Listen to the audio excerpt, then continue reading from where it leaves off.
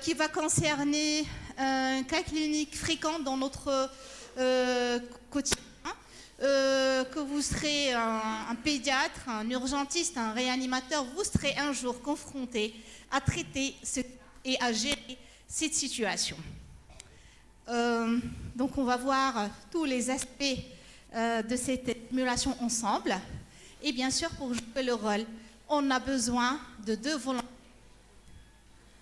Là, quand il s'agit des volontaires... Quand même des volontaires. Voilà, il y a quelqu'un là-bas.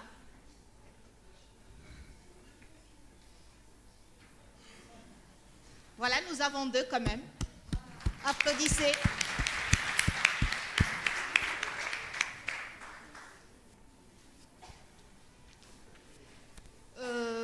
D'abord, merci beaucoup pour votre volontariat, pour votre engagement et esprit d'initiation. Donc, voilà. Pourriez-vous vous présenter à la présence, à l'assistance? Je m'appelle Hamza, je suis interne en 2e année et je suis de passage actuellement en réanimation.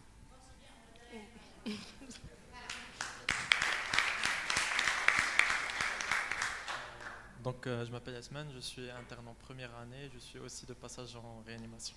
Oui, très bien. Il n'y a que les réanimateurs qui se portent volontaires. Donc, merci beaucoup. J'ai une petite question quand même. Est-ce que vous avez déjà fait la simulation ou bien assisté à un atelier de simulation?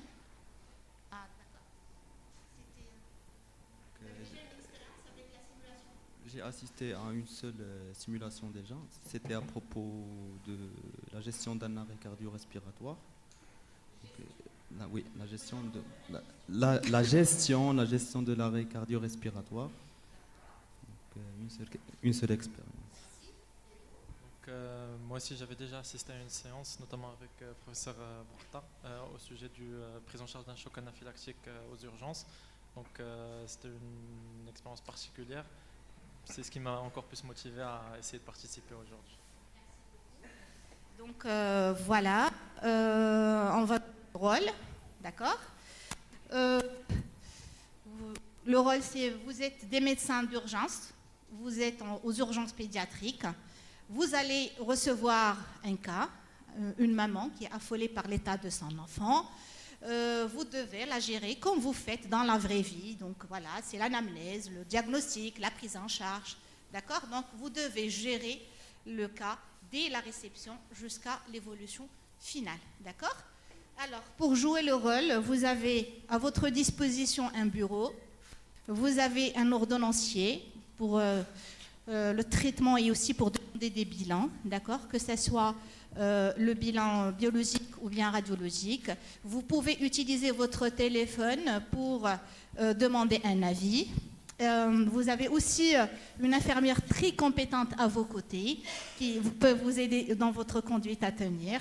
Et aussi, vous avez un chariot avec vous. Vous pouvez utiliser les médicaments d'urgence. Il y a un tensiomètre, il y a de glycomètre pour avoir une idée sur la glycémie. Est-ce que vous avez des questions ?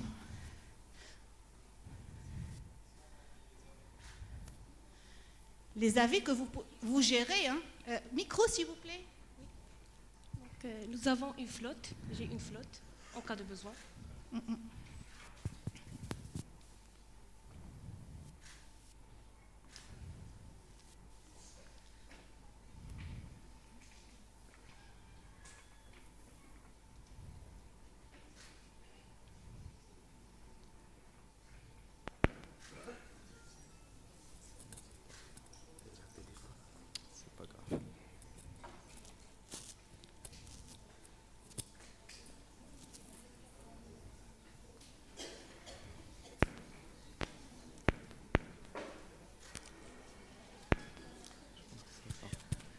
Ça marche. Test. Alors, c'était quoi la question ? Donc, je me demandais vis-à-vis des avis qu'on peut demander, mais c'est bon, donc on a une flotte. Donc d'accord.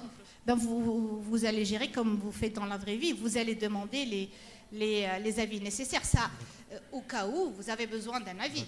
Bien sûr. D'accord. Vous n'avez pas de questions ? On peut commencer ? Oui. Ok, installez-vous.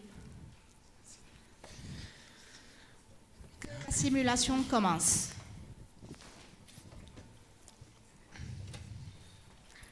السلام عليكم طبيب. وعليكم السلام. ها الصباح هذا ودي خد هذا الفلاكون هذا كامل نتاع هاد الدواء، ما عرفتش دابا شنو غادي يطرالو. مشيت هنا لقيت شي شغال، جيت لقيتو خدا هذاك الفلاكون شي طاحلو على حوايجو وشي شربو. واخا انت تفضلي هذا بشويه عليك. هاد بداو شحال في عمره؟ وليد في عمره 2 ans. دونك 2 ans. D'accord. Il s'agit d'un flacon de Dolly dosé à 3 grammes. D'accord. C'est une solution buvable. D'accord. Donc, est-ce qu'il a pris tout le flacon? مشيت لقيت شي شغال جيت لقيتو شربو كامل، ما عرفتش واش لقيتو طاحلو على حوايجو، ما عرفتش واش شربو كامل او لا. D'accord. Donc, s'il vous plaît, est-ce qu'on peut d'abord peser le bébé, si c'est possible? Je peux avoir le bébé? D'accord. Donc, dites-nous, madame, est-ce qu'il suit un traitement particulier? Est-ce qu'il a une maladie particulière? Non, il est suivi pour aucune pathologie. Pathologie. D'accord. Et donc, à quel moment il a bu le sirop? Ça veut ها dire الصباح à 8 heures. à 8 heures. Donc, ça fait 4 heures. Oui. Nous sommes à D'accord. 4 heures. Donc, nous sommes à 4 heures du dé. d'ingestion. Docteur, Donc, docteur, oui. le bébé il pèse 15 kilos. 15 kilos. 15 D'accord. kilos. Donc, pour on est 3 grammes, ça fait 4 heures. 15 kilos. Donc, on va essayer de calculer la dose qu'il a ingérée. Donc, ça fait 200 mg par kilo. D'accord. D'accord. Donc, on devrait examiner le bébé. Donc, vous nous avez dit qu'il ne suit pour aucun traitement, pour aucune maladie, il ne prend pas Non, de il n'a traitement. aucune maladie. Et il n'a fait que vomir, il n'a rien présenté d'autre. Il a présenté 2 épisodes de vomissement ce matin, oui. D'accord. Il ne s'est pas évanoui, elle n'est pas devenue mou, non. Non. Tout est bien. D'accord. Donc, je pense qu'on devrait l'examiner. D'accord. Donc maintenant, on va examiner le bébé. On a besoin d'évaluer les constantes. Donc on D'accord. aura besoin d'une tension artérielle, d'une glycémie Fréquence et cardiaque. une fréquence cardiaque et la température. D'accord.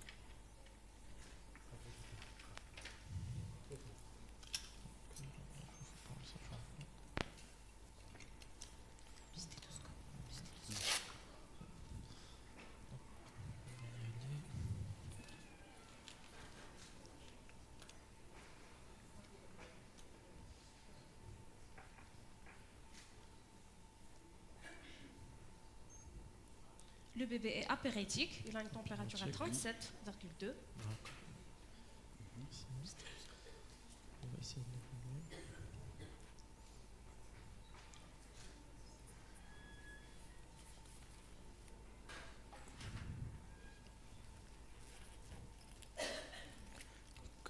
déjà l'auscultation pulmonaire elle est normale, donc Donc, les conjonctives sont normocolorées. Docteur, il Les est en train de extrémités crier depuis le sont- matin. sont Peut-être chaudes. il a une sensibilité. oui, on va faire un examen abdominal. Donc on essaie juste de voir tous les appareils. Inconsolable. Donc il est inconsolable. Il crie encore plus au niveau de l'hypocondre droit. D'accord. Donc il est bien tonique. Donc, C'est bien. D'accord. qui est réactif.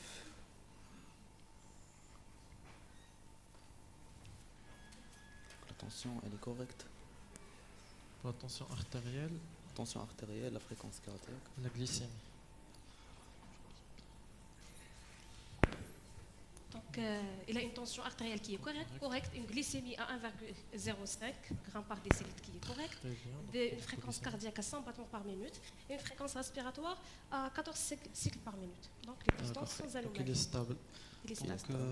Donc, en gros, donc c'est un enfant de 2 ans qui a une ingestion de plus ou moins 3 grammes de paracétamol. Donc sur le plan il est probablement endostoxique. voilà, il est très probablement endostoxique, mais je pense qu'on devrait vérifier avec le centre antipoison. Donc Est-ce vous qu'on voulez peut que je, le demander- contacter? que je contacte le centre antipoison? Si c'est D'accord. possible. Bien sûr.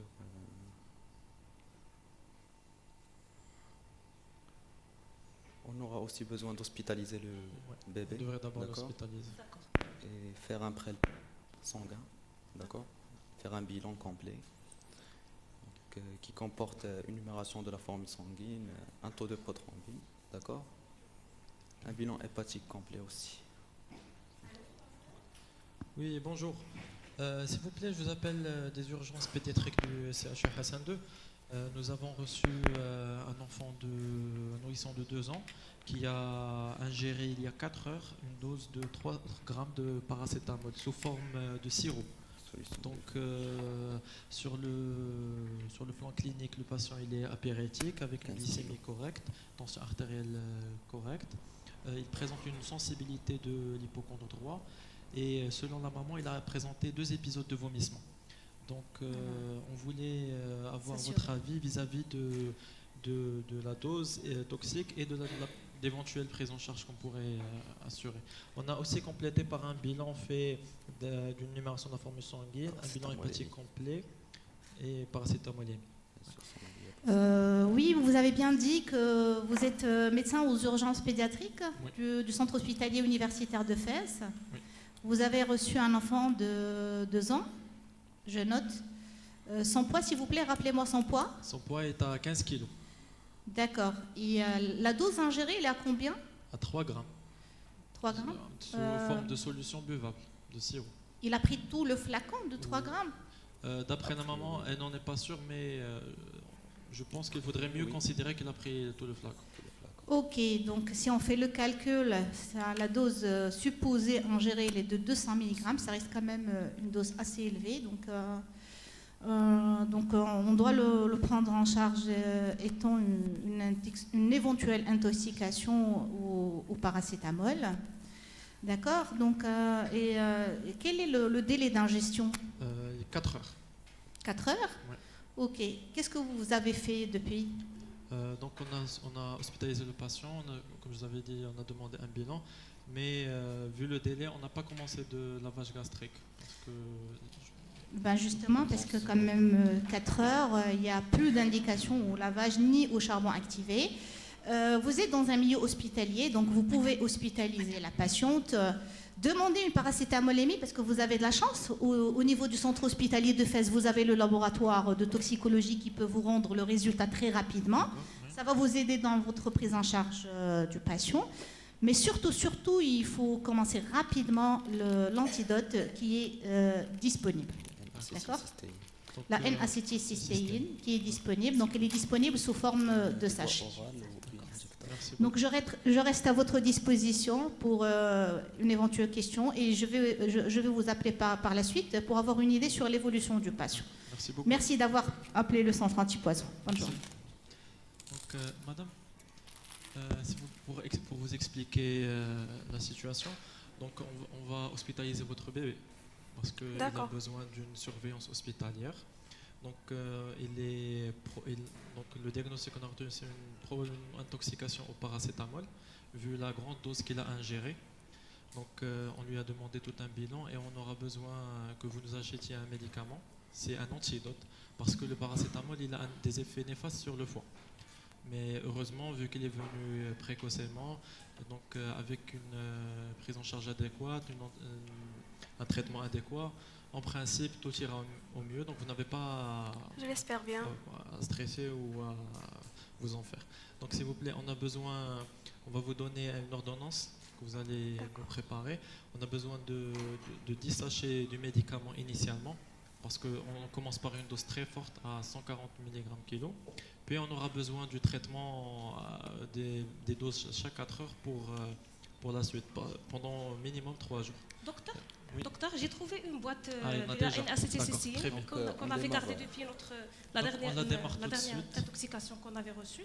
Je pense que je peux démarrer la dose Oui, de oui, charge. Je la commence tout de démarre. suite, oui. D'accord. Je pense, vu que c'est un nourrisson, ce serait préférable de les mélanger avec, si on a du jus ou bien... D'accord, c'est du pas lait grave, pour je peux le- le mélanger Ah oui, avec bien un sûr. jus. Oui. D'accord, Donc merci. on va lui Donc, donner... je vais aller apporter un jus. D'accord, merci. Donc vu son poids, ça nous va nous faire 10 sachets pour la dose de charge. Vous pouvez me prescrire Bien le sûr. protocole, Oui, s'il vous plaît? on est en train de l'écrire. Donc ça va faire Dose de charge, 5 sachets. et 5 sachets par Chaque les 4 4 heures, 172. Donc, ça va nous combien faire- je vais faire? Donc ça va nous faire 10 sachets maintenant comme dose de charge. Puis on va donner 5 sachets par 4 heures pendant 72 heures. D'accord. À D'accord. boire. Je vais le mélanger et je vais le donner. Ah, donner exactement, à boire. à boire, oui. Merci. Merci. Donc, je garde la fiche Ah, bien thérapeutique. sûr. Merci. Deuxième. J'ai déjà envoyé le bilan. Ça fait Donc, parfait, donc on aura les besoin des résultats dans résultats. peu de temps. Ça fait d'accord. Vous allez m'aider, s'il vous plaît. On va D'accord. mélanger le médicament et va lui donner à boire. D'accord.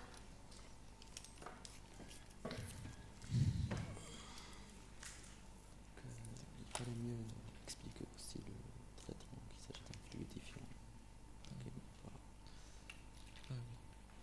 voilà. Madame, s'il vous plaît, c'est juste pour vous dire juste une petite remarque. Parfois, au niveau des pharmacies, ils peuvent vous donner un autre médicament à la place de celui-ci, parce qu'il présente un autre effet, sauf l'effet qu'on a comme antidote. Donc, s'ils vous demandent un autre médicament, vous ne l'achetez pas. On veut ce médicament, Exomuc. D'accord, D'accord. docteur. Ça, merci. Essayez de ramener le même que celui-là que nous avons. Donc, Vous pouvez m'aider? il faut aussi Allez, nous courage, demander- Ilias. On va demander prendre notre à un médicament. infirmière de refaire un bilan de contrôle. Très bien. Comme ça, on sera sûr Bravo. qu'il n'y a pas Bravo. de C'est très bien Parce que pour de la prise toute de charge. façon, On va refaire une autre les dose après conséquences 4 de heures. Vous l'hépatotoxicité pouvez rester à n'apparaissent côté de pas votre enfant. Immédiatement. les premières 24 heures.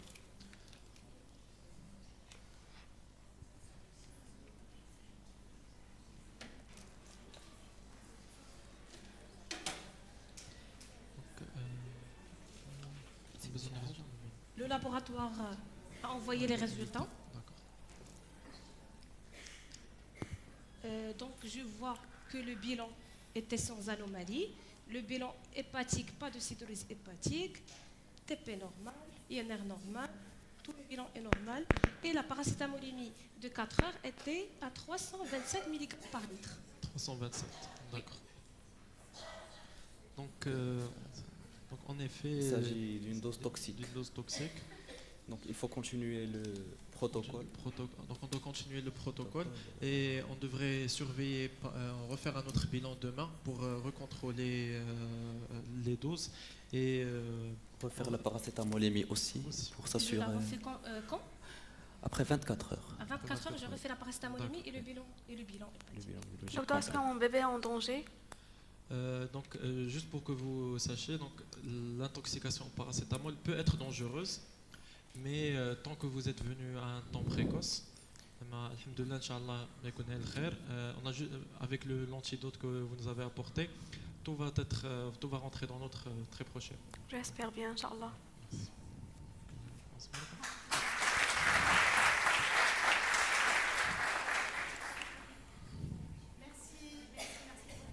Pour toute l'équipe, vous pouvez vous mettre ici, hein.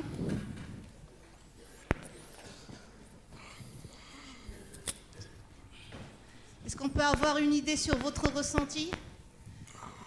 C'était comment la simulation? C'était comment? Il y avait un peu de stress, non? Avec les réanimateurs, on stresse jamais. Donc, on stresse jamais. C'est bien. Quel était votre ressenti?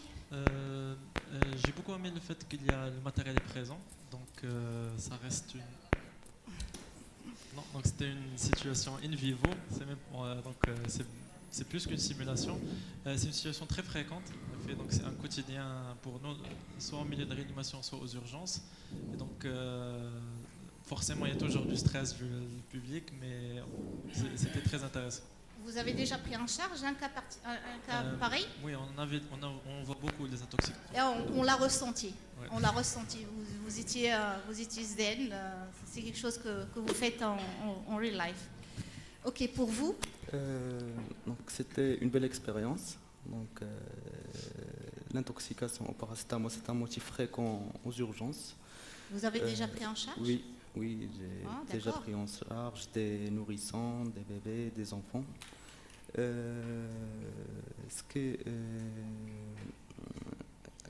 Je trouve que aussi la simulation elle est très intéressante dans ces cas-là parce qu'elle permet aux médecins De jouer le rôle, quoi. d'ancrer ses compétences scientifiques bien sûr et de jouer le rôle de médecin, du vrai Ok, médecin. merci. Pour la maman? Donc, j'ai joué le rôle du maman qui a un fils qui a bu tout un flacon d'oli. Donc c'est une situation délicate que je ne souhaite à personne. Mais il y avait une équipe compétente qui a sauvé le bébé, donc je suis satisfaite. Par contre, moi, je trouve que tu étais trop zen pour une intoxication paracétamol. Moi, à ta place, j'aurais été beaucoup plus stressée. Voilà, non, c'est la maman qui est zen. Tout ce paracétamol, c'est pas grave. Elle a présenté une pathotoxicité. قدر الله ما شاء فعل. Donc, il n'y a pas de souci. Vous lui donnez le médicament. Il va rester pendant 72 heures sans problème.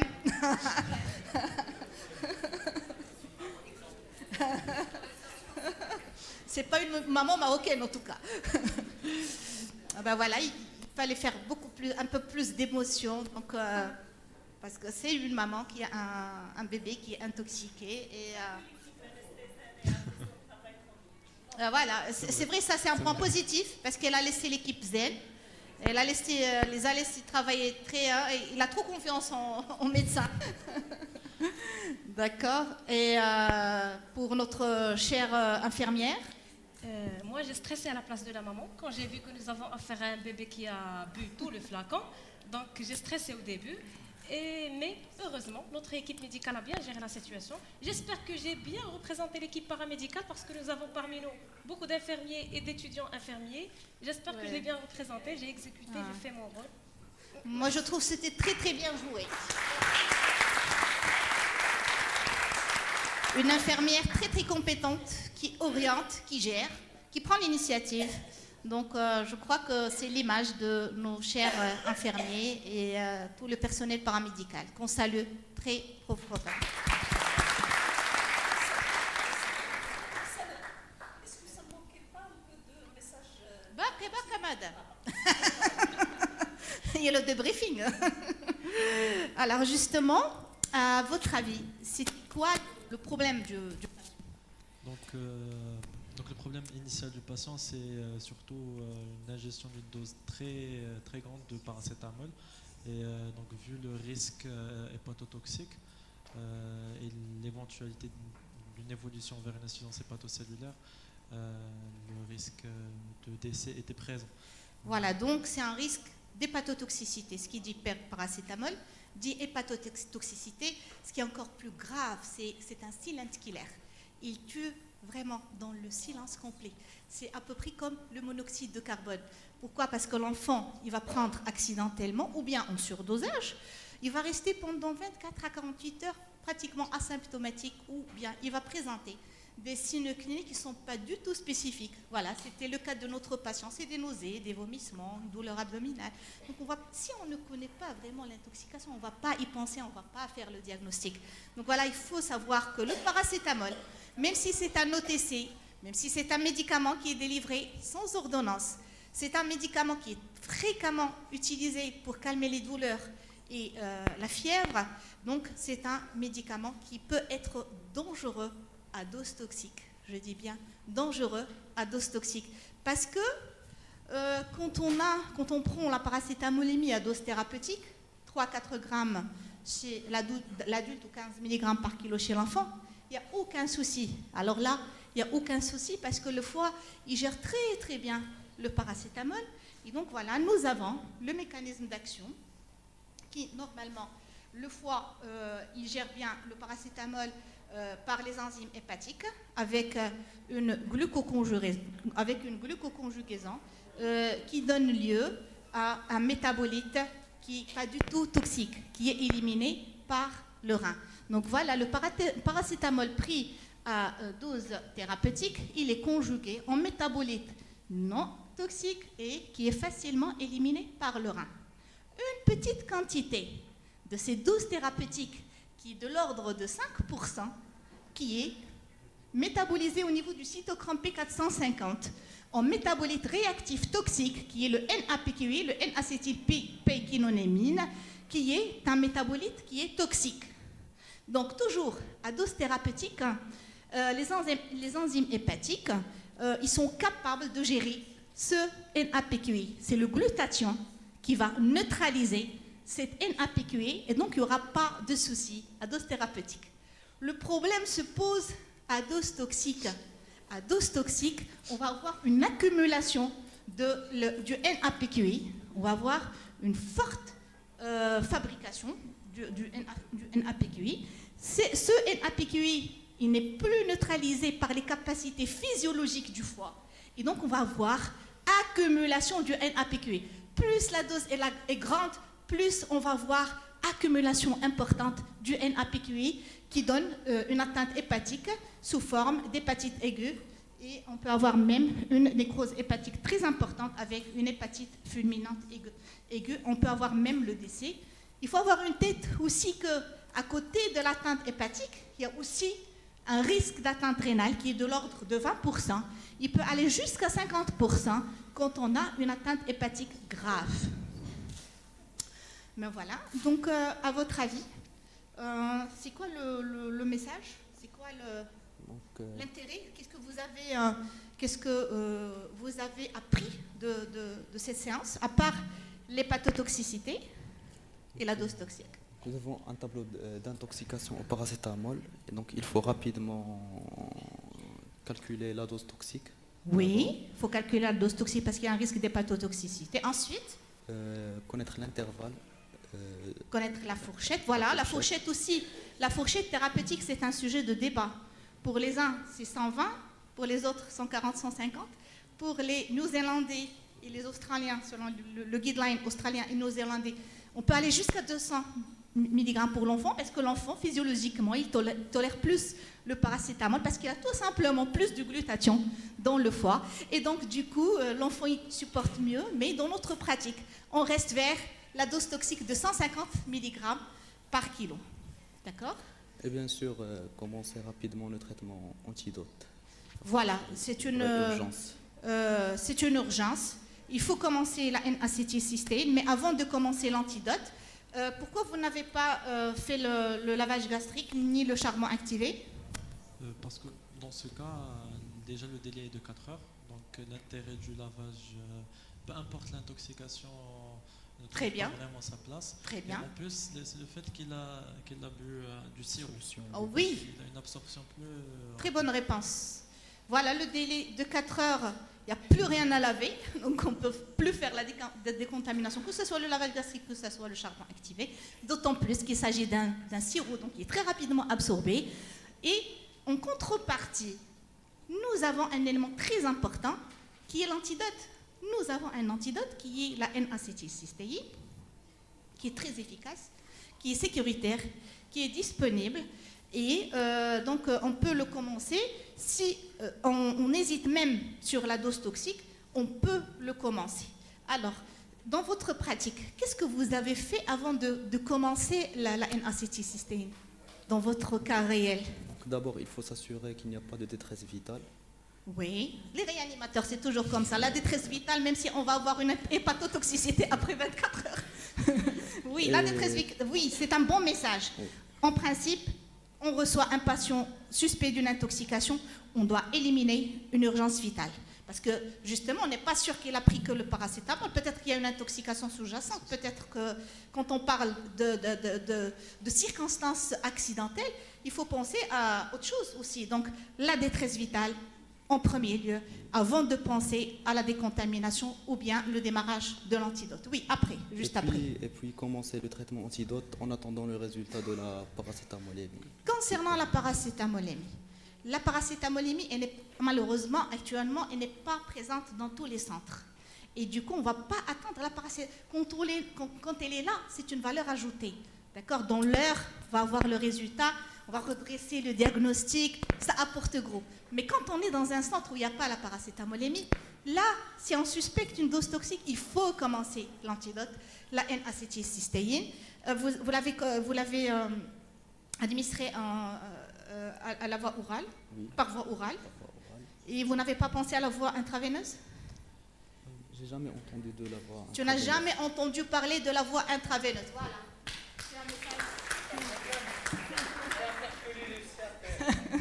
Voilà, c'est un message au centre anti-poison. Il n'a jamais entendu parler de la voie intraveineuse, mais déjà, actuellement, il n'est pas disponible. D'accord. Donc, deuxièmement, deuxième message très important, la voie orale, elle est aussi efficace que la voie intraveineuse. Le seul souci, c'est les problèmes d'administration. Mais sinon, elle est aussi efficace. Donc, on peut très bien gérer l'intoxication et prévenir, le risque par l'administration de la voie orale. Alors, même si la paracétamolémie n'est pas présente dans tous les centres, mais si jamais on a l'occasion de la voir, il faut savoir l'interpréter. Donc la paracétamolémie n'est interprétable que en cas de prise de dose unique après 4 heures. Pourquoi 4 heures? Ben oui, parce qu'il faut suffisamment de temps pour que tout, oui, c'est le pic d'absorption, il faut attendre 4 heures, même si pour la voie, le sirop, à 2 heures déjà, on a un pic, mais il vaut mieux attendre 4 heures, comme ça on est sûr que tout le paracétamol, il est dans le sang. Et donc, on interprète la paracétamolémie en fonction du temps, du délai, et elle va nous donner une idée sur le risque d'évoluer vers une hépatotoxicité. C'est très important, je m'explique. Si on trouve le patient dans la zone no hépatique toxicité, il n'y a pas de risque. Par contre, notre patient, il est présent dans probable hepatic toxicity, donc il peut présenter un risque de toxicité. Et là, il faut vraiment insister sur l'administration de la N-acétylcystéine par voie orale parce qu'elle n'est pas évidente. Elle n'est pas évidente. C'est 10 sachets à administrer ce petit enfant. Ensuite, la moitié, c'est-à-dire 5 sachets à administrer toutes les 4 heures, c'est pas évident. Donc il faut veiller à ce que l'antidote est très très bien administré. Ensuite, on peut demander la paracétamolémie ensuite à la 24e heure pour s'assurer que tout va bien, que le paracétamol il a été très bien éliminé et donc il n'y a plus de risque pour le patient. Qu'est-ce que vous avez retenu? Donc pour moi, c'est la prévention. Il ne faut pas laisser les médicaments à côté des enfants. Il faut informer le public et les gens sur les doses recommandées du paracétamol. Donc voilà. Ben voilà, tout à fait. Tout à fait. Votre enfant a été sauvé grâce à une équipe compétente qui a très bien su prendre en charge votre patient. Bravo. Mais il faut faire très attention parce que pour le paracétamol, c'est un médicament qui est très disponible dans les maisons, donc il ne faut jamais le laisser à la portée des enfants. Il faut faire attention il faut même sensibiliser les professionnels de santé parce que nous recevons des cas d'intoxication suite à un surdosage thérapeutique. Des fois, c'est le paracétamol injectable qui est en cause. Des fois, c'est des intoxications suicidaires parce qu'il veut se suicider, ou bien des fois, c'est des surdosages, c'est des patients qui sont enragés par des douleurs, qui prennent 2 grammes et puis 2 grammes, et puis ils se trouvent inévitablement dans une dose toxique. Et je vous remercie. Est-ce qu'il y a une question?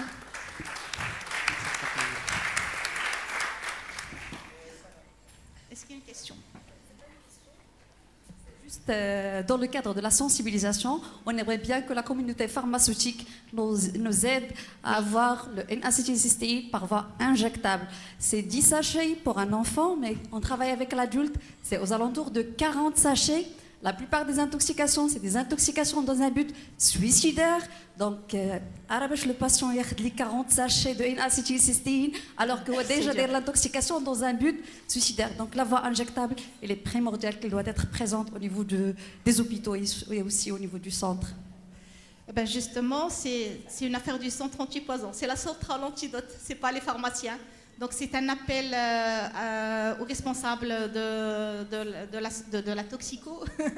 Il faut vraiment voir cette problématique parce qu'on le sent tous, l'administration, elle est très très dure, surtout chez l'enfant, même chez l'adulte, parce que plus on a des kilos, plus c'est des sachets. Et donc l'administration, elle est très difficile. Donc il faut voir ce problème de voie injectable, parce qu'il était disponible à un certain moment. C'était la centrale antidote. Mais je crois que c'est plutôt des problèmes administratifs que professeur, vous pouvez... Oui. Ah, d'accord, que docteur Hnachawi elle pourra vous répondre après. Oui.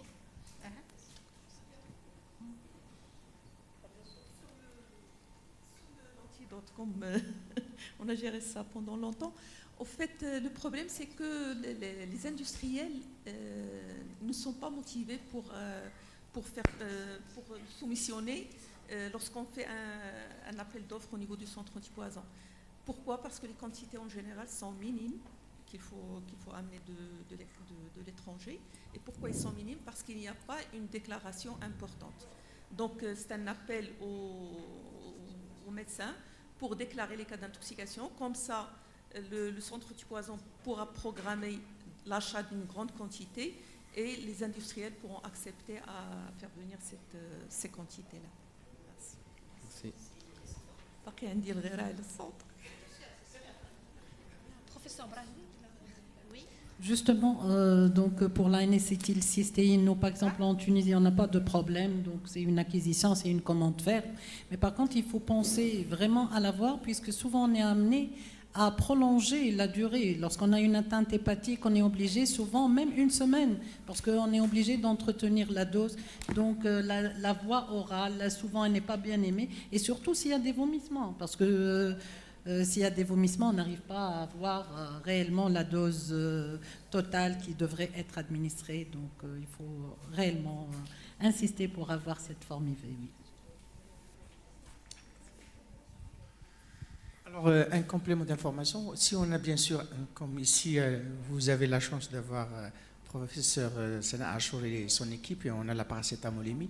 Alors, du coup, si on ne connaît pas l'heure de l'ingestion, on peut faire 2 paracétamolémies à 3 heures d'intervalle et voir est-ce qu'on a réduit la demi-vie, est-ce que c'est à moitié de la paracétamolémie d'avant, et comme ça on saura que vraiment c'est une intoxication au paracétamol.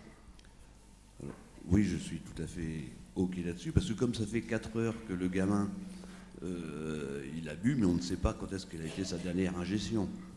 Donc la paracétamolémie que vous allez avoir lorsque l'enfant va arriver aux urgences, ça peut être, c'est pas forcément la paracétamolémie, le taux max.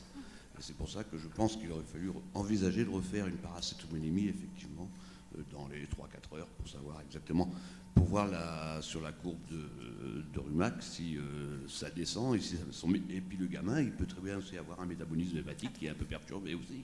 Et donc voir comment il va éliminer son paracétamol. Justement, pour la paracétamolémie, j'ai bien précisé que c'est à partir de la 4e heure, mais c'est juste pour les 24 heures. Le nomogramme de Rumac et Mathieu, il est valable pour les premières 24 heures. Donc à 4 heures, on peut avoir le pic. On peut avoir, mais ce n'est pas sûr. Il vaut mieux, dans ces cas, justement dans les cas usuels, quand on reçoit dans les 6 heures, dans les 8 heures, donc une paracétamolémie au début, elle est suffisante pour confirmer. À 24 heures, on peut faire une paracétamolémie pour s'assurer que le paracétamol il est éliminé. Par contre, on peut avoir besoin de paracétamolémie répétée. Dans le cas où l'heure exacte d'ingestion n'est pas connue, pour avoir une idée sur la diminution, on peut faire des paracétamolémies répétées en cas de suspicion de problème. Par exemple, on a un problème hépatique sous-jacent, on a un problème d'atteinte rénale.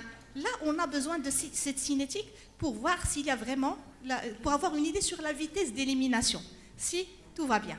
Mais généralement, quand c'est un enfant, il n'y a pas de problème sous-jacent, tout va bien, ce n'est pas un alcoolique, ce n'est pas un dénutri, c'est pas, en général, ça se passe comme ça. Une paracétamolémie pour confirmer, une paracétamolémie à la 24e heure qui nous dit que tout va bien, le paracétamol est éliminé.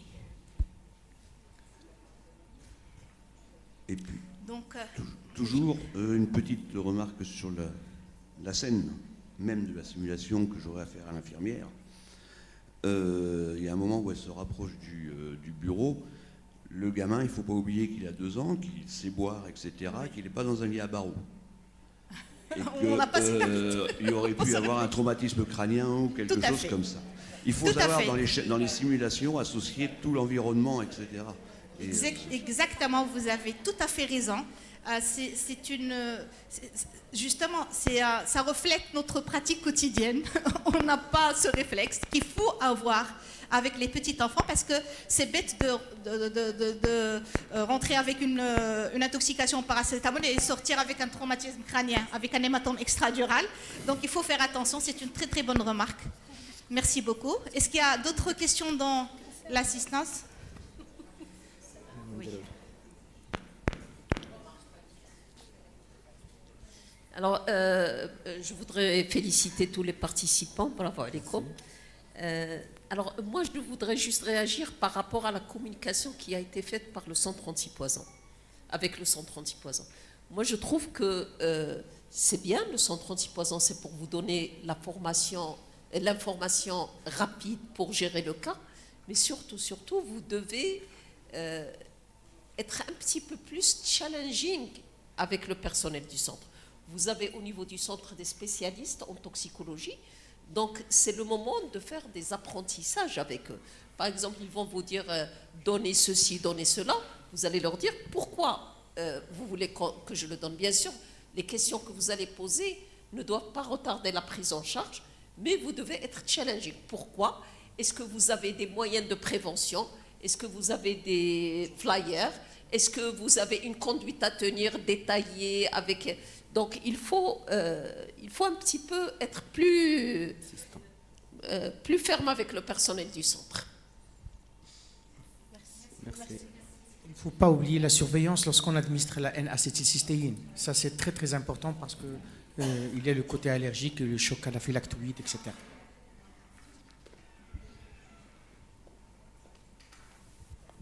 Une autre remarque également pour le suivi du bilan hépatique, il ne faut pas s'inquiéter au début lorsque vous avez un TP bas uniquement parce que la toxicité hépatique, c'est l'acétolyse avant, parce qu'avec la N-acétylcystéine, on peut avoir un abaissement du TP isolé sans que la fonction hépatique soit atteinte. Donc il faut faire très attention à ça aussi. Merci.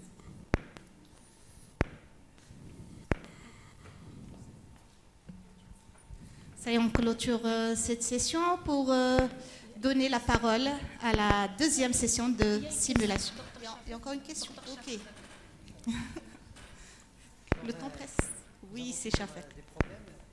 La question, c'est pour alors si le nourrisson a été admis à 2 heures, oui, après l'intoxication, est-ce qu'on peut demander un prélèvement de paracétamol nuit, ne pas attendre 4 heures? Parce que nous avons toujours ce problème par les formes comprimées, suppo et les formes sirop. Oui, comme je l'avais bien mentionné, avec la forme sirop, l'absorption est très rapide. On peut demander une paracétamol, c'est une exception pour la forme sirop. On peut demander dès la 2e heure, mais on revient à des paracétamolémies répétées qui vont nous donner plus de précision sur la quantité prise. Ok? Plus de questions? Donc on clôture cette session de simulation.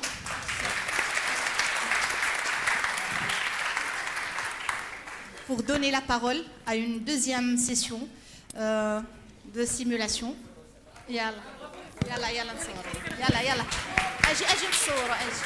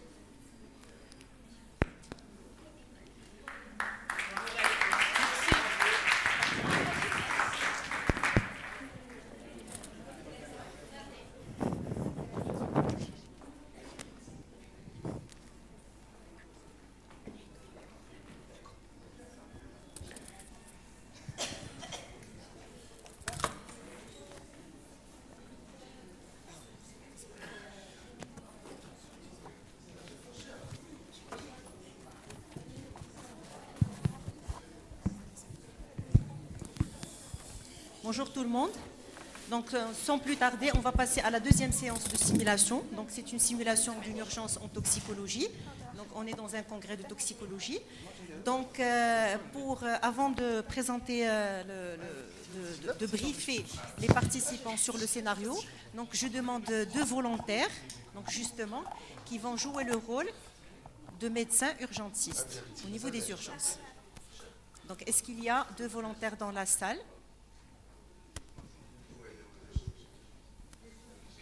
Des jeunes médecins.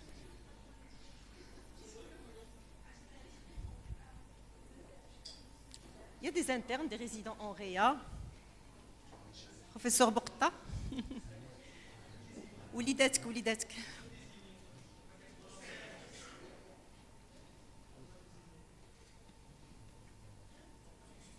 Donc,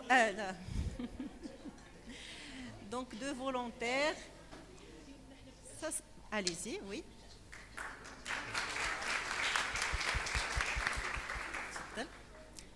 Un autre médecin, s'il vous plaît, un jeune médecin urgentiste.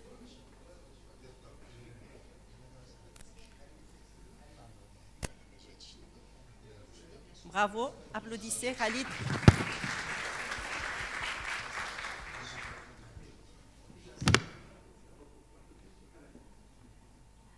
Allez-y, présentez-le.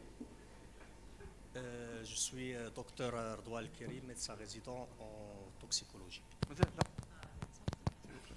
déjà habillé. C'est bon.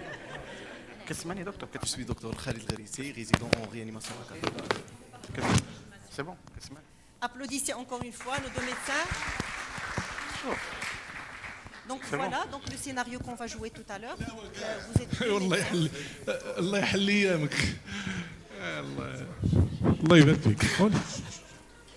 On voit très bien que les acteurs ont déjà placé leur micro. Donc voilà, donc vous êtes, pareil pour la première simulation. Donc vous êtes dans la salle de consultation des urgences du CHU Hassan II. Donc prenez en considération tout le contexte du CHU, c'est-à-dire tout ce qui est disponible en termes de dosage, en termes de bilan, c'est-à-dire vous êtes dans un CHU, dans une salle de consultation au niveau des urgences, et vous allez recevoir. La date d'aujourd'hui, c'est le 5 décembre, et vous allez recevoir, l'heure, c'est 8h du matin, vous venez de commencer votre garde, d'accord, et vous allez recevoir un jeune patient adulte, âgé d'une trentaine d'années, d'accord, qui ne va pas bien, d'accord, il va vous être ramené par un ambulancier, d'accord, donc vous avez à votre disposition le chariot de soins. Vous avez à votre disposition un bureau, de quoi examiner le malade.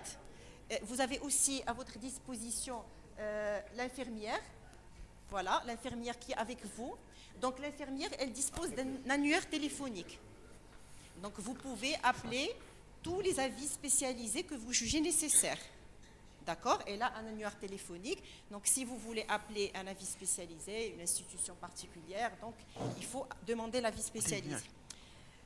Voilà, donc vous pouvez demander les bilans que vous voulez. Et s'il vous plaît, on va vous placer des casques. Je vous demande juste de parler à voix haute et de communiquer votre raisonnement au fur et à mesure. Donc les discussions entre vous, comment vous raisonnez, voilà, oui. C'est-à-dire quand vous demandez un bilan, il faut le verbaliser, voilà, le justifier et le verbaliser. Il y a aussi, professeur, il y a le chef de service, qui est le chef de service des urgences, qui est dans son bureau, et si vous avez besoin de son avis, et qui peut intervenir à tout moment. D'accord? Donc, prenez place. Les micros, s'il vous plaît.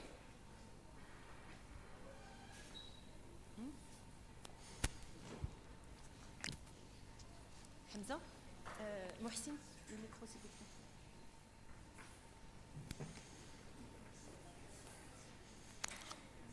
Tiens. لا شوف كتسمعني كتسمعني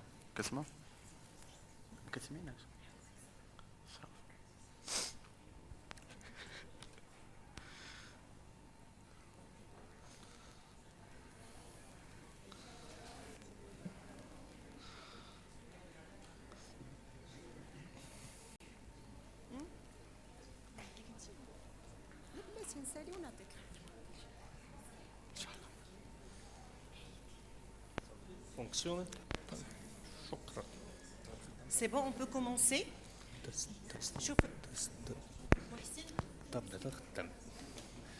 هذا فونكسيونيل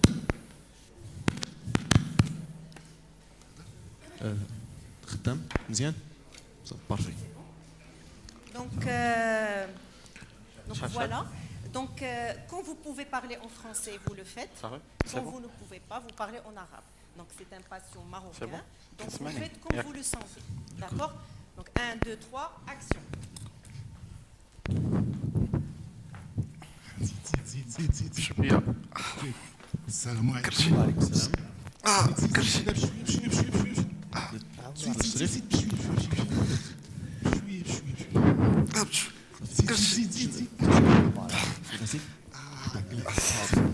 كاين طبيب. السلام عليكم. هذا شدناه من الدليل. صح الشريف غير بشويه عليك. بشويه عليك. شوف انا امبيلونسيي. اييه انا جيتي معاه داكور. شدنا الدليل. نواحي ديال فاس. كيتوجع تقيه ليا دابا في الطوموبيل انا. تعشى البارح مع صحابو على شي طاجين. سي طبيب كرشي كضرني. لا من الدار. الشفائيه ولا من الدار. لا جبتو من الدار. الدار نيشان من الدار. تمشاو على طاجين دايرين واحد الفاخر. واخا نشوفو. شريف لاباس. بحال في البراكيه. تكلم دوي مع الطبيب. 30 عام. انت في السبيطار دابا. كرشي. شريف كليتي شي حاجه برا؟ كليتي شي حاجه؟ خديتي شي دوايات؟ لا في الدار. ما عندك حتى شي حاجه؟ لا. كداوي على شي مرض؟ لا. ما كداوي على حتى شي حاجه؟ لا. واخا عندك غير حريق الكرش بوحدو؟ كنو كليتي كتقطع. ما كتاخذ لا دوايات لا حتى شي حاجه؟ لا لا لا. اول مره كتجيك هذه الحاله خديت طاجين. اول مره كتجيك هذه الحاله هذه؟ اول مره. التقيه تقيتي؟ لا. عندك حريق الراس ولا شي حاجه؟ دابا كرش كطيني غير كرش كتحرك واخا مطلوقه عليك ما والو؟ ما عرفتش السميه كرش كتقطع عليها كيف بحال الماس هنايا. واش كتدخل الطواليت بزاف؟ تعشينا طاجين على الفاخر من بعد واحد 3 سوايع خديتو مع 3 الصباح. شنو الدواء اللي خديتي؟ ما خديت حتى شي دواء. ما خديتي حتى شي دواء؟ لا حتى شي دواء. داكور. عافاك بغيت الدواء. صافي عافاك نقدروا نكزاميني به. انا غنمشي. اجي معايا. ما قدش نوض. واخا غير تسكى. انا نعاونوك شي شويه. احنا نعاونوك شي شويه. معنا شويه عندك طيح. زيد زيد زيد زيد. برافو عليك. شويه عليك. شويه عليك. عندك. اي. كرشي. زيد شويه الفوق. زيد شي شويه الفوق. عاونا شويه الفوق. برافو عليك زيد. صالح. واخا عافاك على الكرش ديالك. ما قدرتش ندير عافاك شوفي له اون باراليل طونسيون. ناخذوا له لي كونستون فيتال. كرشي. لا طونسيون عليك. عاوني نعريو له كرشو. حيد لا سانتور. واخا طوي رجيلاتك عافاك طوي رجلك واخا كتحرق كرشك فين كنقيسك. تزيد طلع شي شويه. عاوني. تزيد طلع شي شويه غادي تتعاون معنا حيت ضروري خاص هاد لابوزيسيون هادي باش نديرو ليكزامان ديالنا. فين كنقيسك هنا؟ فين كنقيسك هنا كتحرق؟ وري الطبيب فين عندك الحريق بالضبط. فين بلاصه كتحرق هنايا؟ لا في الكرش البلاصه. لا واخا ما عندكش اعراض وحده اخرين من غير حرق الكرش كرشك مجاريات عليك ما قطعهاش؟ كتقيه ما كاينش؟ دابا لامي قبيله واخا الماكله شنو كليتي؟ طاجين. ما فيهش ما كانش شي مكونات غرابين ولا شي حاجه؟ طاجين على الفاخر. الفاخر كنتو دايرين الفاخر في الدار؟ على برا. على برا ما كاين الهواء هكا على الهواء على برا ما كاينش شي ما كانش في بلاصه مسدوده. لا. واخا ديروا على الجنب ديالو عافاك. واخا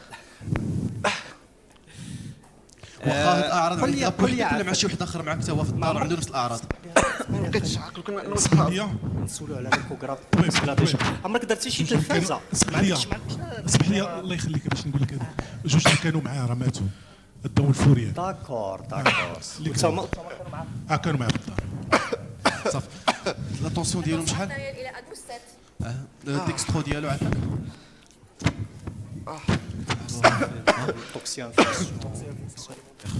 طبيب. واخا ديروا عافاك نديروا او ميم طون ان بيلون كومبلي. اوكي دونك لو ديكسترو il est à 0,6 واخا عافاك. tension artérielle 12 واخا عافاك دو فوا فينوس واخا كليتي طاجي ما كليتيش شي بواطه ديال السردين او لا شي برودوي كونسيرف بيريمي؟ C'est une toxi-infection puisque des autres patients. Alors on doit gérer botulisme. avec deux fois virus. انت ولد شعيبيه اللي ساكن في الدوار ديال بهالين هذاك سي توكسيكومان هذوك كنعرفهم تيشربوا بزاف. D'accord. عافاك صافي نديروا له بيلون توكسيكولوجيك. شنو بغيتي بيلون توكسيكو بيلون توكسيكولوجيك كومبلي ديال لي زورين ديال نديروا سونت نازوغاستريك نديروا بريليفمون ديال السوغاستريك بيلون سونغان كومبلي صافي فيه بيلون هيباتيك بيلون رينال NFS بيلون كومبلي كامل. انا هنا راهم عندنا غير الانفاس والغازوميتري ما عندناش بزاف ديال لي بيلون. صافي اون في بعدا غازو وناخذوا بريليفمون توكسيكولوجيك نبريزيرفيو على اوكي واخا avec de deux venous périphériques remplissage. Très bien. OK. انا برا قال لك شي انتوكسيكاسيون ماتوا بزاف الناس شنو واقع؟ C'est un tableau de toxi-infection aiguë communautaire avec انتوكسيكاسيون اكوا on sait يلا وشوف عافاك رابيدمون هذا الشيء عيط كونسونطرون شي بازون لا حصلتو انا نشوف مع لا فامي راه صداع نايض قال لك ماتوا شي ثلاثه ولا ما عرفت في الدوار لومبيلونسي راه مشى كيجري دونك رابيدمون الا حصلتي وشوفوا مع 130 شي بازون دغوا انا نرجع عندكم رابيد. D'accord. On appelle عافاك السونتر OK. Donc bilan fait, voie veineuse faite. D'accord. Ça fait on commence un remplissage عافاك نديروا lavage gastrique. Lavage gastrique. نديروا سونتر نازوغاستريك Très bien. Donc نعيطكم على سونتر. واخا عيطنا عافاك السونتر. عافاك الحركه الطبيب. واخا عافاك تريتمون اون باراليل ها هو الطبيب يهضر مع سونتر انتي بوازون. اوكيبي بور لو مومون. نعاود نعيطوا لهم. صافي عافاك لو تريتمون ديال. Très bien. نديروا لا ميز اون بلاس نتاع لا سونت نازوغاستريك كيف ما قال الطبيب عافاك باش مع تريتمون مع اونتاجيك. Très bien. OK. C'est bon. C'est bon. الطبيب دوخه الضبابه في عيني ضباب.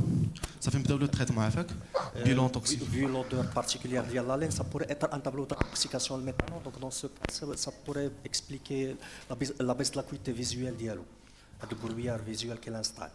D'accord. Donc en sachant tout ce qui est urgence vitale pour l'instant, il y a le bilan hépatique et les demande. اللي دابا مزيان كلشي هو هذاك شويه واخا التنفس كتنفس مزيان. On démarre ça là السيسيستين حيت عندها ان افي بينيفيك en matière de toxicité hépatique. Alors donc ها لو سي جي طبيب ها هو جا. Le CG, le patient est légèrement tachycarde, rythme sinusal régulier, pas d'anomalie. Par contre, il est un peu tachycarde. Gazométrie du sang. La gazométrie, on a un pH à 7,28, pH CO2 à 33, pH2 à 90 à l'air ambiant. Alors, la patient, il est acide, les bicarbonates à 15. Acidose métabolique sévère. D'accord, c'est une acidose métabolique sévère. On fait un remplissage d'abord. OK, donc c'est fait. Donc le bilan rénal. Bilan rénal, il est correct. Pas d'atteinte rénale. Donc on attend toujours donc le bilan hépatique et le bilan. On réappelle s'il vous plaît le centre antipoison. Très bien, je vais rappeler le centre antipoison. الطبيب هنا مخليني بوحدي. سونتر انتيبازون الوي ها معك عافاك الطبيب ديال المستعجلات. الو مركز محاربه التسمم. معك لاله معك الفرمليه ديال سي ار ديال فاس انا غندوز لك لاله الطبيب ديال المستعجلات. وي داكور. السلام عليكم. معك طبيب المستعجلات عافاك عندنا غالبا اون توكسي انفection alimentaire.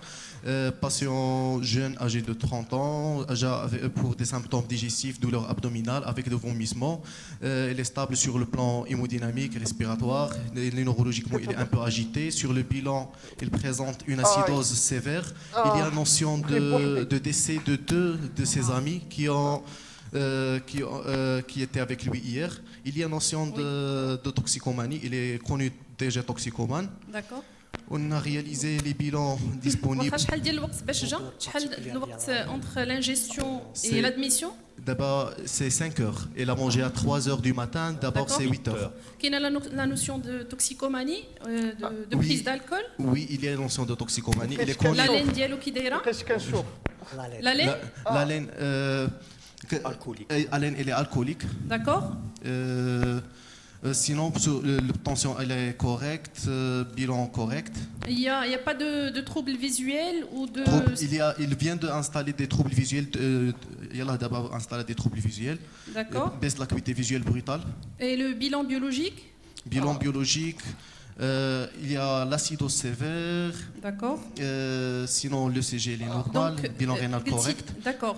Donc, s'il vous plaît, vous avez dit, donc c'est un patient qui est toxicomane. Je récapitule. Donc, patient toxicomane, notion de prise d'alcool, puisqu'il y a de la laine, il y a des cas similaires, donc c'est une intoxication collective.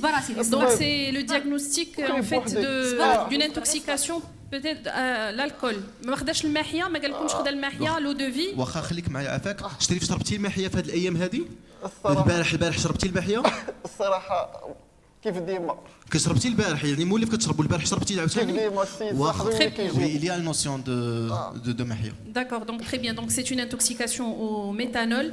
Il y a des signes de gravité puisqu'il y a l'acidose, il y a les troubles visuels. Il y a l'indication, il faut le mettre en condition. Il y a l'indication de l'antidote. Normalement, il y a le fomépizole, mais il n'est pas disponible au Maroc. Mais par contre, il y a l'éthanol que vous pouvez le préparer par voie pour ingestion, donc pour administration orale. Il faut contacter le pharmacien pour le préparer.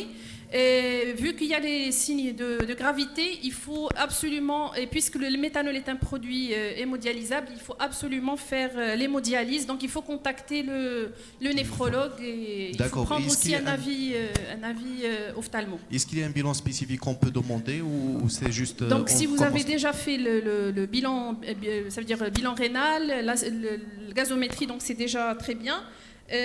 Par contre, il faut faire un prélèvement pour le dosage du méthanol et l'envoyer au centre antipoison. D'accord, merci. Et par la suite, bien sûr, je peux vous envoyer aussi la conduite à tenir.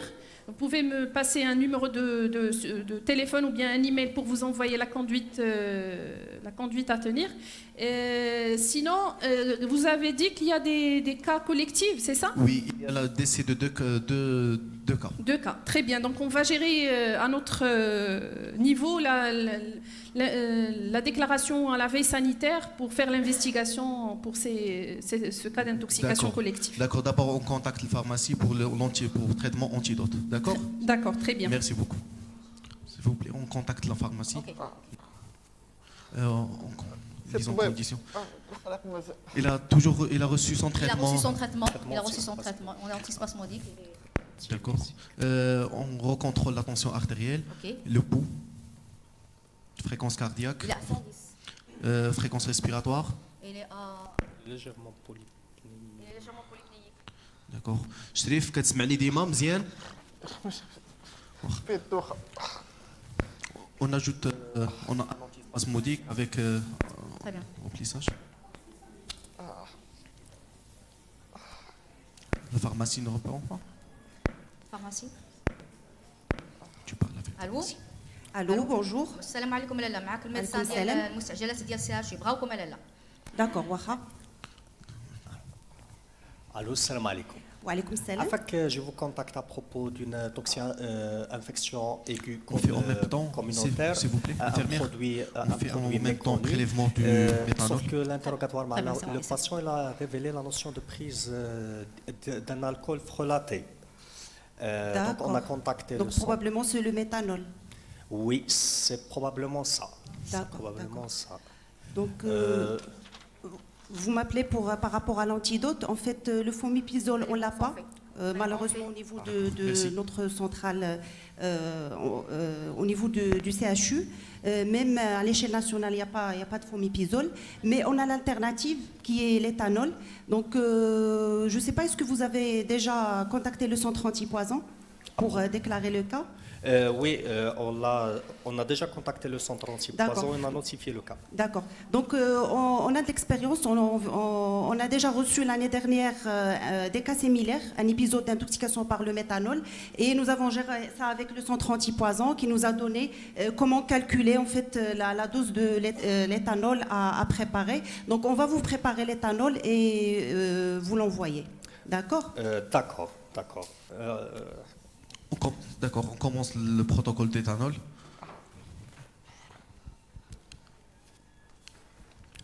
Et c'est ce qu'on précisait le temps, combien de temps on aura besoin pour... D'accord. On va toujours mettre le patient en condition en attendant que l'antidote. Oui. الطبيب راه عامل قال لك 130 بوزون قال لك عيط حتى على النيفرو واقيلا نيفرو pour le centre dialyse, d'accord. Donc, نديروا la mise en place d'une canule de Keter حيت كاين D'accord. شريف كتبان لي مزيان السونت نازوغاستريك il est déjà en place. الو الو السلام عليكم لاله معك الطبيبه ديال معك الفرميه ديال المستشفى ديال سي اش الله يخليك ها هو معك الطبيب ديال المستعجلات ها هو معك لاله. Allô, salam alaikum. Afin que je vous contacte à propos d'un jeune patient intoxication par eau de vie. On a suspecté une intoxication au méthanol. Puisque il est dialysable, on vous contacte pour une éventuelle dialyse. Sur le bilan, il est en acidose sévère. Le patient il est toujours conscient, stable, légèrement tachycarde, agité, polypnéique. On veut réaliser une séance d'hémodialyse en urgence. D'accord. Comment est la fonction rénale du patient? La fonction rénale, elle est correcte. Elle est correcte, donc il n'y a pas pour moi indication à l'hémodialyse. Mais pour l'acidose sévère, il y a le méthanol qui est dialysable. On peut sauver la vie du patient si on fait... Non. Tant qu'il y a la fonction rénale qui est normale, moi je ne dialyse pas le patient. Ça fait matin. Il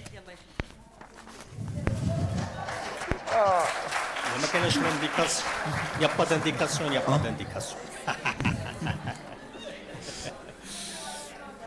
Pas d'indication. On recontacte quand même. À l'épuration extracorporelle. Pas d'indication à l'épuration extracorporelle. D'accord, on surveille par des bilans rapprochés. D'accord. Très bien. C'est fait. 3, 2, 1, fin du scénario.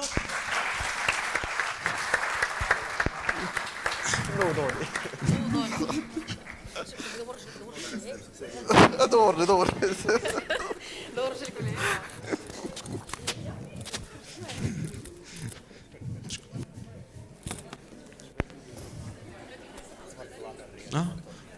يحفظك.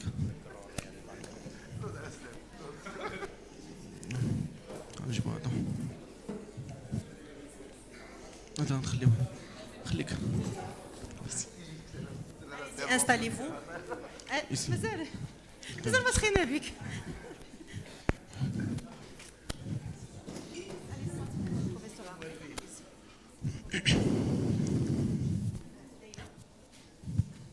Le patient est appelé à la scène. Le patient et l'ambulancier.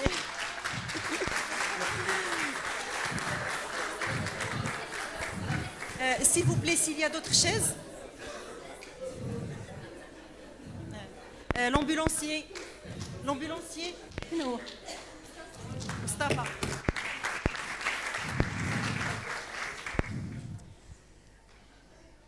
Encore des applaudissements pour nos acteurs. Donc, tout d'abord, je voudrais vous remercier d'avoir accepté de jouer, d'avoir l'équipe qui a fait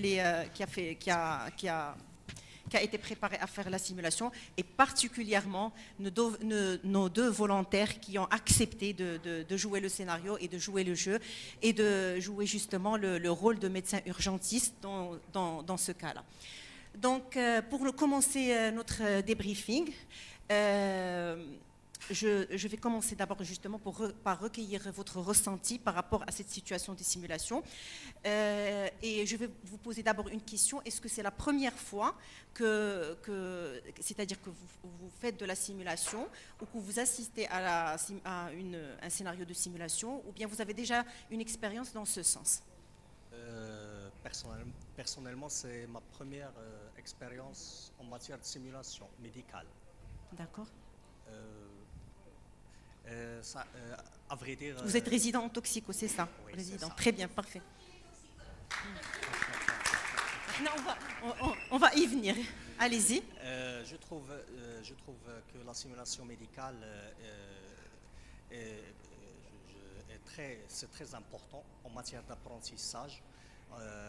On passe de tout ce qui est volet théorique au volet pratique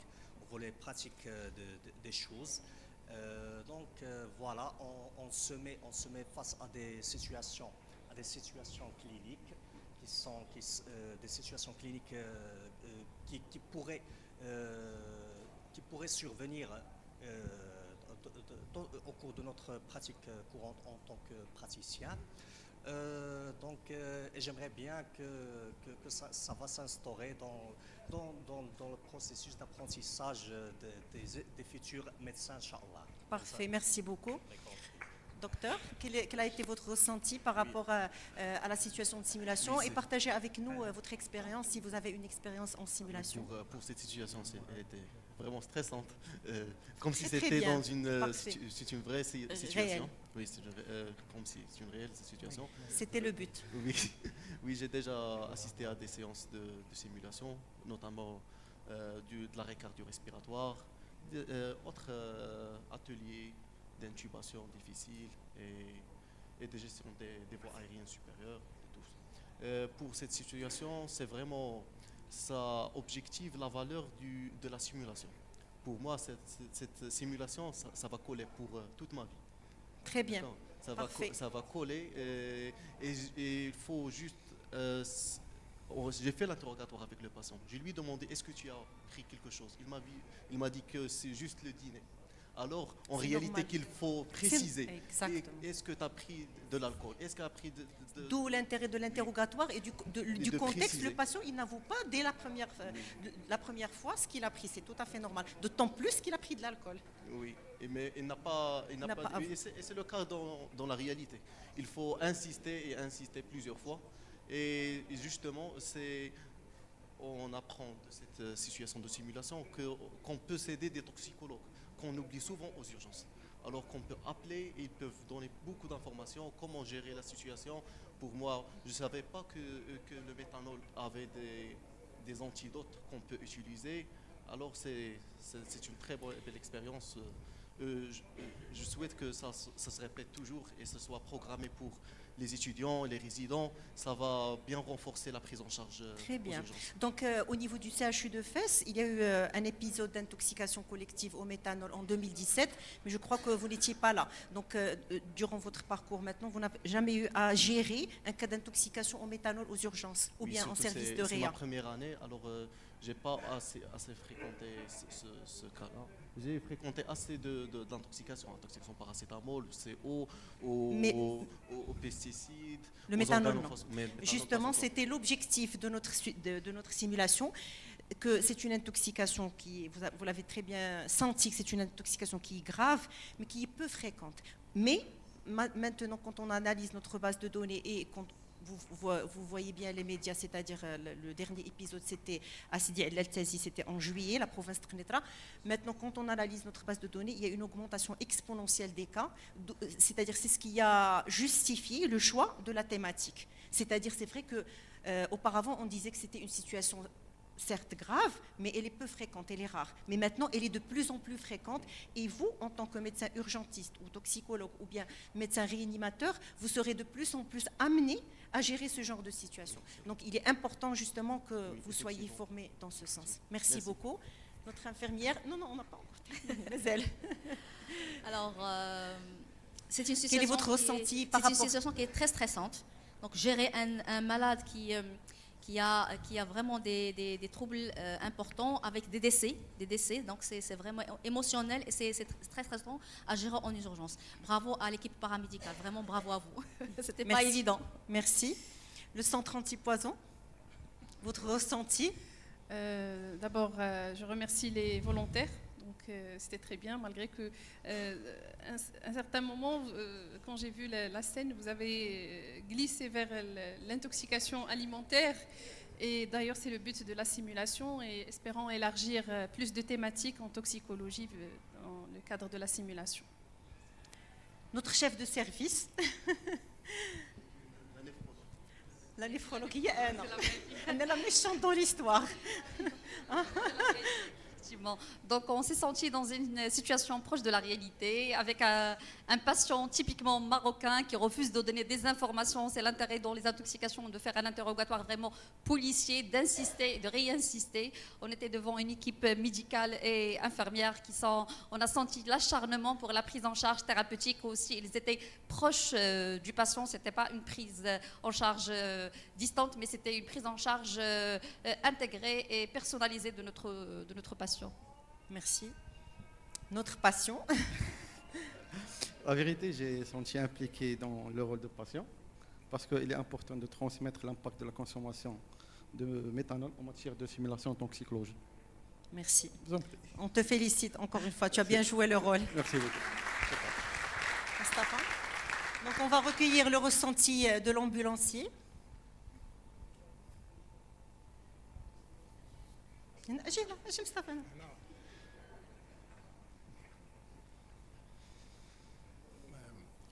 Au début, c'était stressant. On stresse surtout avec le micro, devant le public. C'est pas évident. Mais une fois incarné le rôle, ça devient de plus en plus facile. Merci. Merci. Merci beaucoup. Donc, de la néphrologue. Au fait, moi, le ressenti, moi j'étais fière on a répété et répété, donc j'étais fière de voir la simulation le jour J avoir lieu. Et j'ai essayé justement de simuler la vraie vie. J'ai ressenti le stress avant. Le professeur Armel l'a ressenti avec moi. J'ai ressenti le stress de l'équipe et surtout du médecin résident. Vous étiez un petit peu orienté, vu votre profil par rapport à... Vous êtes résident en toxico, mais j'ai senti votre stress quant à la prise en charge, c'est-à-dire surtout poser le diagnostic. C'est-à-dire qu'on sait communiquer mutuellement le stress et du coup, je voulais rajouter un petit peu plus. Quand vous appelez le néphrologue, il refuse catégoriquement de dialyser les patients parce que c'est ce qu'on rencontre, c'est-à-dire dans la vraie vie. Voilà. Donc maintenant, on va passer à l'analyse de la situation. J'aimerais bien savoir, c'est-à-dire vous me donnez quels sont les éléments auxquels vous avez pensé quand vous avez reçu, c'est-à-dire qu'est-ce qui vous est passé par la tête la première fois quand vous avez reçu le patient, avec ce qu'a dit ce qu'a rapporté l'ambulancier et ce qu'a présenté le patient comme symptomatologie et ce qu'il disait. Voilà. Le diagnostic en toxicologie, c'est un diagnostic d'élimination. Très bien. Donc d'abord, on doit hiérarchiser notre raisonnement. Est-ce que d'abord vous avez été orienté vers une intoxication d'abord? Non. Au début, je me suis orienté vers une toxi-infection alimentaire. Donc une intoxication alimentaire, d'accord. Oui, surtout qu'il y avait eu le décès de deux.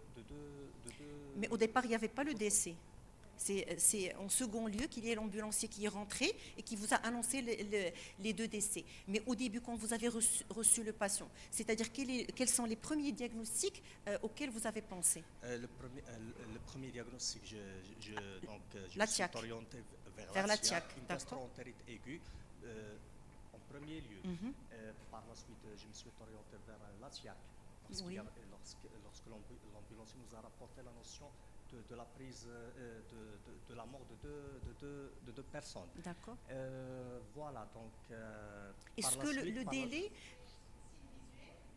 Exactement. Mais avant, voilà, qui a facilité. Mais avant de venir à la facilitation, s'il vous plaît, est-ce que, vu le délai qu'a rapporté le patient, est-ce que vous avez, c'est-à-dire lié dans votre tête les décès à une TIAC, vu les délais? Je parle des délais parce qu'il a rapporté qu'il a consommé à 3 h du matin et les décès sont survenus, disons, à 7 h du matin, à 8 h du matin. Est-ce que ça concorde vers ça va vers une TIAC? Ça pourrait être. C'est comme ça. le botulisme. C'est pour ça que j'ai posé la question, est-ce qu'il y a la prise d'un produit de cancer? Vous avez pensé au botulisme quand il a dit j'ai des troubles visuels?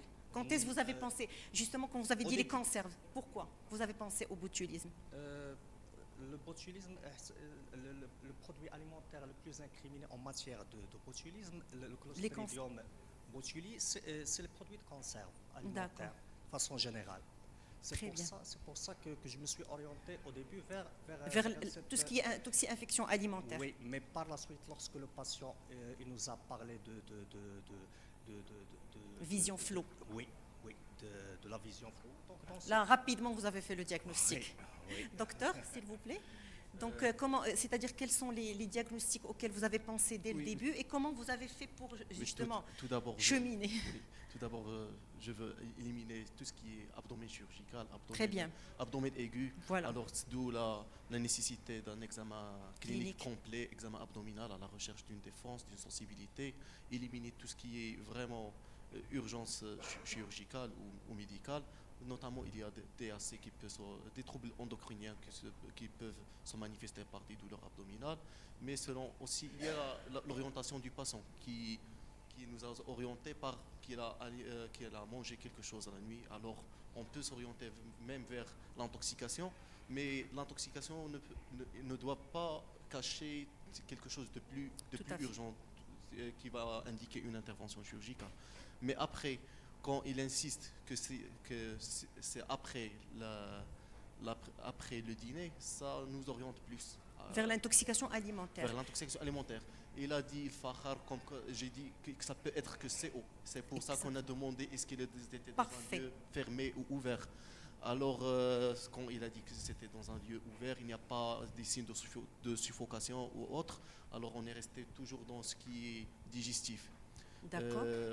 Par contre, après, pour faire le diagnostic, le contexte nous a beaucoup aidé. C'est surtout le décès des deux autres, le contexte du patient toxicomane. Sans ces paramètres, on ne peut pas vraiment faire la part des choses. Oui, c'est exactement ça, c'est-à-dire les éléments du débriefing. D'abord, je voudrais vous féliciter tous les deux, c'est-à-dire vous avez votre raisonnement, il est très correct. Justement, on a fait exprès de mettre deux diagnostics différentiels en plus de l'intoxication au méthanol, c'est-à-dire l'intoxication alimentaire et l'intoxication au monoxyde. Vous avez très bien cherché les signes négatifs. Est-ce qu'il y a une diarrhée? Est-ce qu'il y a de la fièvre? Est-ce qu'il y a des céphalées? Est-ce que l'utilisation du bras zéro a été faite en milieu confiné ou en milieu extérieur? C'est très bien parce que rapidement vous avez éliminé l'intoxication au monoxyde et dès qu'il y a eu les deux décès avec les troubles visuels, justement comme vous l'avez très bien d'ailleurs, l'infirmière, elle a très bien joué son rôle de facilitateur en vous introduisant la notion de toxicomanie parce que c'est comme ça que ça se passe réellement dans les urgences. Quand on reçoit un patient comme ça, il ne va pas déclarer d'emblée qu'il a consommé du méthanol et qui plus est de l'eau de vie ou bien c'est-à-dire un alcool et qui plus est de l'eau de vie ou bien un alcool frelaté. Donc vous avez très très bien fait le raisonnement et fait le diagnostic, c'est-à-dire poser le diagnostic positif.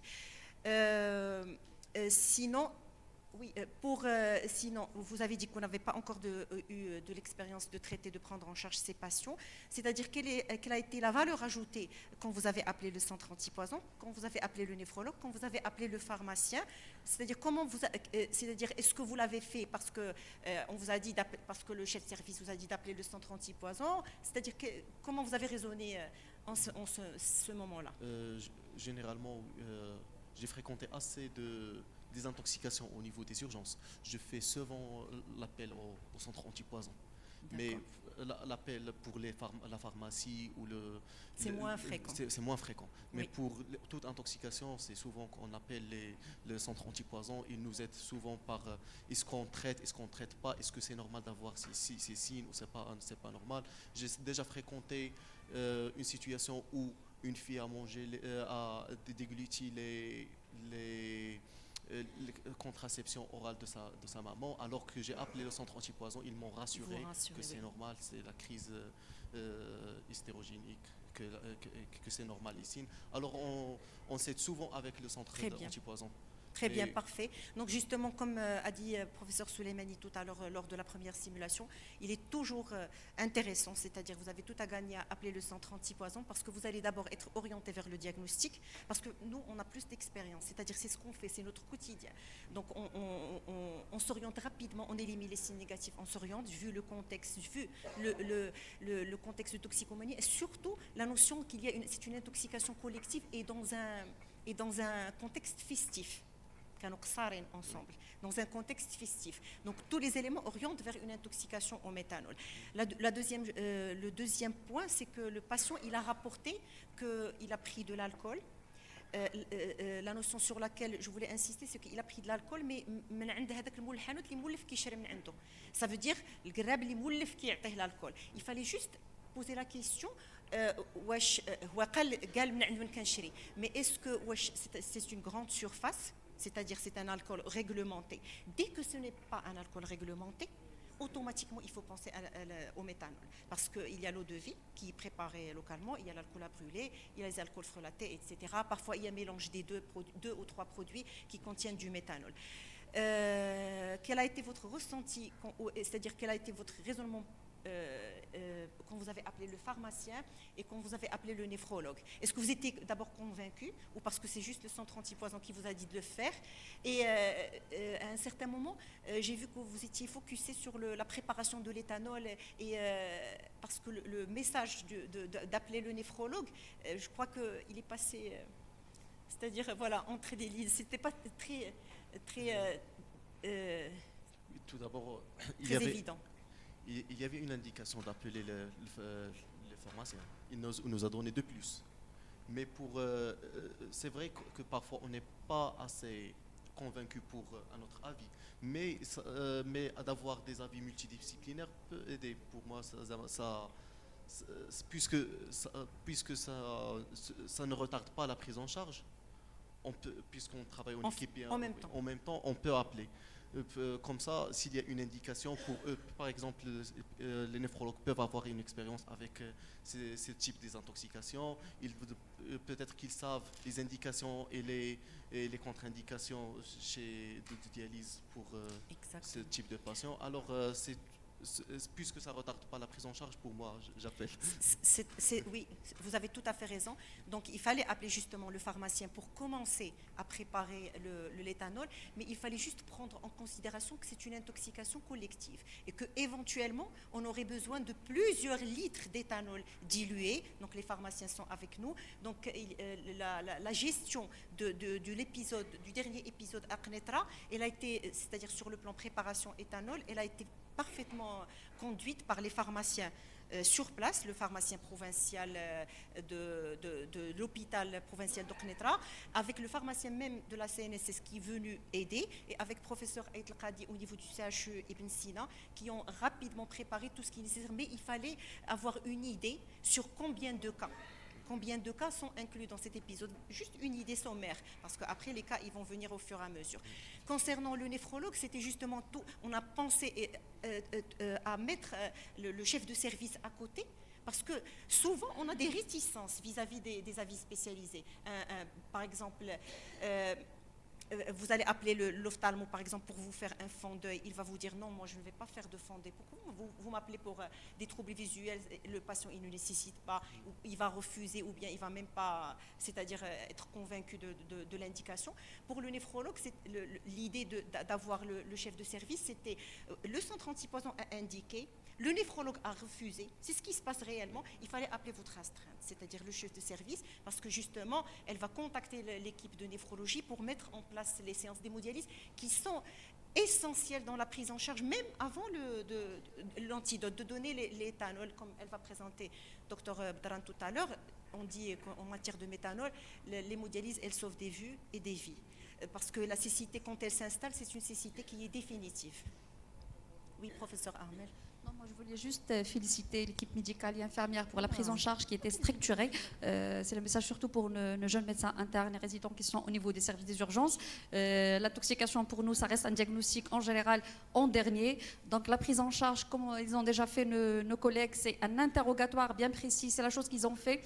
Ils ont cherché le positif, mais aussi le négatif, ce qui est une bonne chose. Ils ont passé à l'examen clinique, c'est une chose très importante. Ils ont monitoré notre patient, ils ont parlé, le patient est stable, mais il est tachycarde, c'est-à-dire ils ont cherché est-ce qu'il a une détresse vitale, parce que pour nous, urgentistes et réanimateurs, c'est ce qui compte dans la prise en charge précoce initiale, c'est chercher la détresse vitale, mais aussi la corriger en parallèle. Notre patient, il était symptomatique, il avait mal au ventre, il avait des vomissements, et il était tachycarde. Donc on devait faire tout ça, ce qu'on a fait, mais aussi il fallait le prendre en charge médicalement, c'est-à-dire il avait besoin d'un traitement symptomatique pour sa douleur.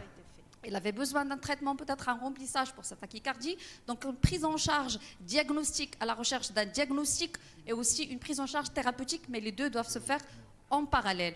La chose que nos collègues ont déjà aussi bien faite, c'est qu'ils ont pensé aux diagnostics différents, parce que dans le cas clinique, dans la présentation, il y avait beaucoup de diagnostics différentiels. Il y avait l'intoxication alimentaire, et j'ai bien aimé l'interrogatoire, l'intoxication au CO. Ils ont très bien précisé. Le malade a dit juste, on a pris du tagine, mais ils ont insisté,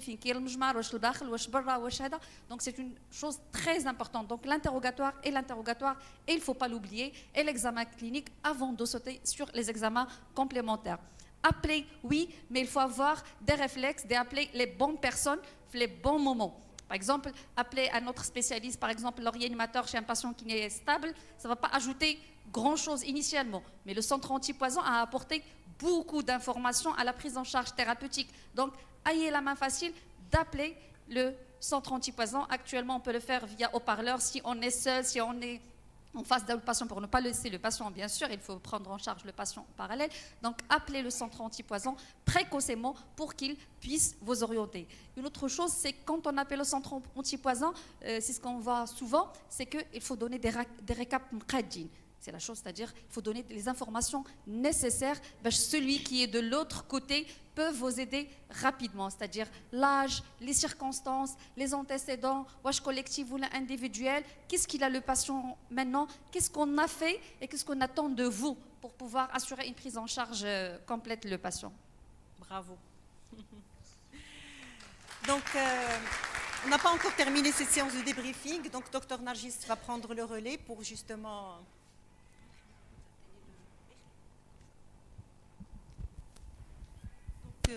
Moi, en fait, je vais parler un petit peu de tout ce qui est compétences non techniques. Alors, je vais vous poser des questions par rapport à tout ce qui est travail en équipe et en équipe multidisciplinaire. Comment ça s'est passé et est-ce que ça répondait à vos attentes en fait? Déjà, le travail en équipe entre vous deux. Parce qu'il y avait le médecin résident senior et le médecin interne, ou bien le médecin interne et le médecin 6e année. Donc, comment ça a été en fait le travail, la communication? Est-ce que c'était une communication bonne, fluide entre vous deux? Comment vous l'avez ressenti, ce travail en équipe? Oui, bien sûr, le message et le courant passé entre nous. D'abord, on a procédé par élimination des urgences chirurgicales, les urgences médicales. Et voilà, on a demandé le strict minimum des examens complémentaires qui vont orienter la prise en charge. Et finalement, on a abouti le diagnostic positif final. Et on a contacté le centre antipoison. Donc je pense qu'on a suivi la prise en charge unifiée. Et c'était un travail vraiment d'équipe. On l'a senti en fait dans la...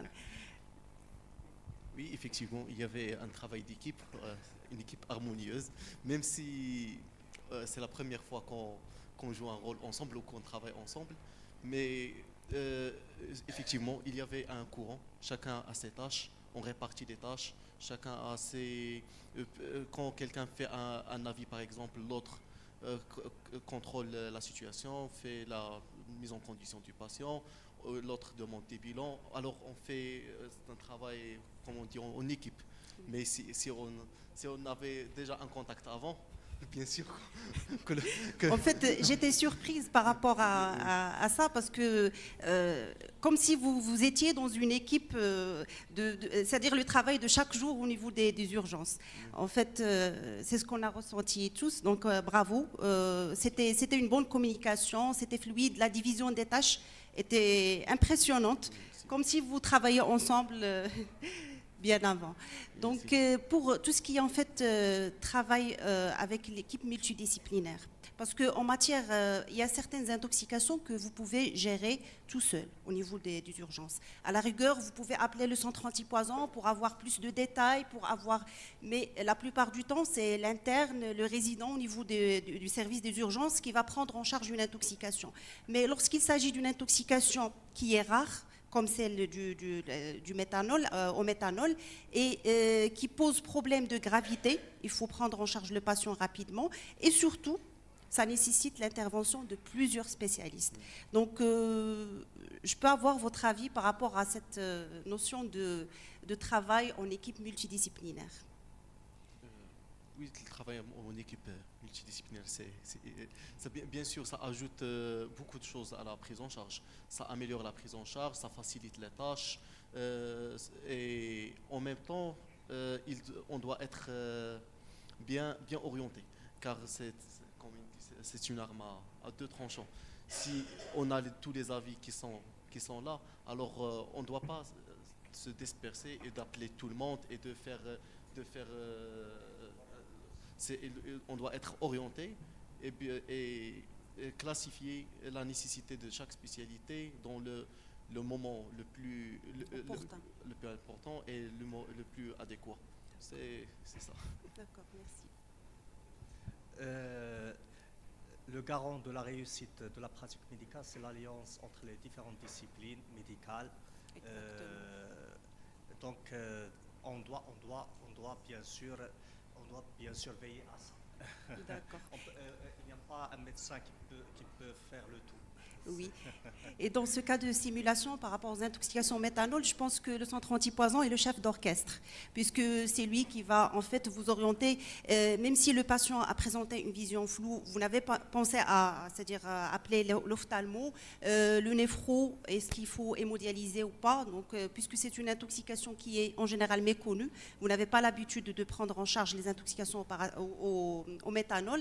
Donc, du coup, pour l'apport du centre antipoison, on va dire que c'est le chef d'orchestre qui va un petit peu en fait orienter cette multidisciplinarité par rapport à la prise en charge du méthanol. Donc la troisième et la dernière intervention, c'est juste par rapport à tout ce qui est investigation. Parce que lorsqu'on parle d'intoxication par le méthanol, ce n'est pas un seul cas. En général, donc dans les pays européens en général, on peut avoir une intoxication chez l'enfant, accidentelle, un cas ou deux, mais en général, dans notre contexte, c'est le contexte de toxicomanie, c'est un produit qui va être vendu en milieu rural, dans un douar ou autre, et on va avoir en général une intoxication massive. Comme la dernière fois, il y avait plus de 200 cas au niveau de la région de Sidi El Eltazi à Kenitra. Donc là, c'est le rôle en fait du chef de service. Il faut l'aviser pour par la suite. Il va appeler le directeur de l'hôpital, du CHU, lui dire voilà, probablement on aura un afflux massif de cas. Et là, la prise en charge elle va être différente parce qu'il faut mobiliser les ressources, surtout les ressources humaines. Parce que là, il vous faut du renfort. Vous allez prendre en charge le premier patient, par la suite, vous allez avoir un afflux de plusieurs patients. Alors là, il faut avoir de l'aide, d'autres médecins qui vont venir vous aider. Il faut faire attention à tout ce qui est en fait hémodialyse, parce qu'en général, on va voir des patients, c'est 8 heures du matin, donc il y aura des patients déjà qui sont dans leur séance d'hémodialyse, les hémodialysés chroniques. Donc en avisant le directeur de l'hôpital, à travers votre chef de service, donc il va organiser un petit peu cette prise en charge au niveau des différents départements qui sont concernés. Donc voilà ce que j'ai à discuter avec vous concernant tout ce qui est compétences non techniques. Juste avant de conclure, oui, on va encore féliciter les acteurs. Et docteur Bedrana Gis, elle va présenter quelques slides sur les take-home messages concernant ce cas de simulation. Merci encore une fois et bravo.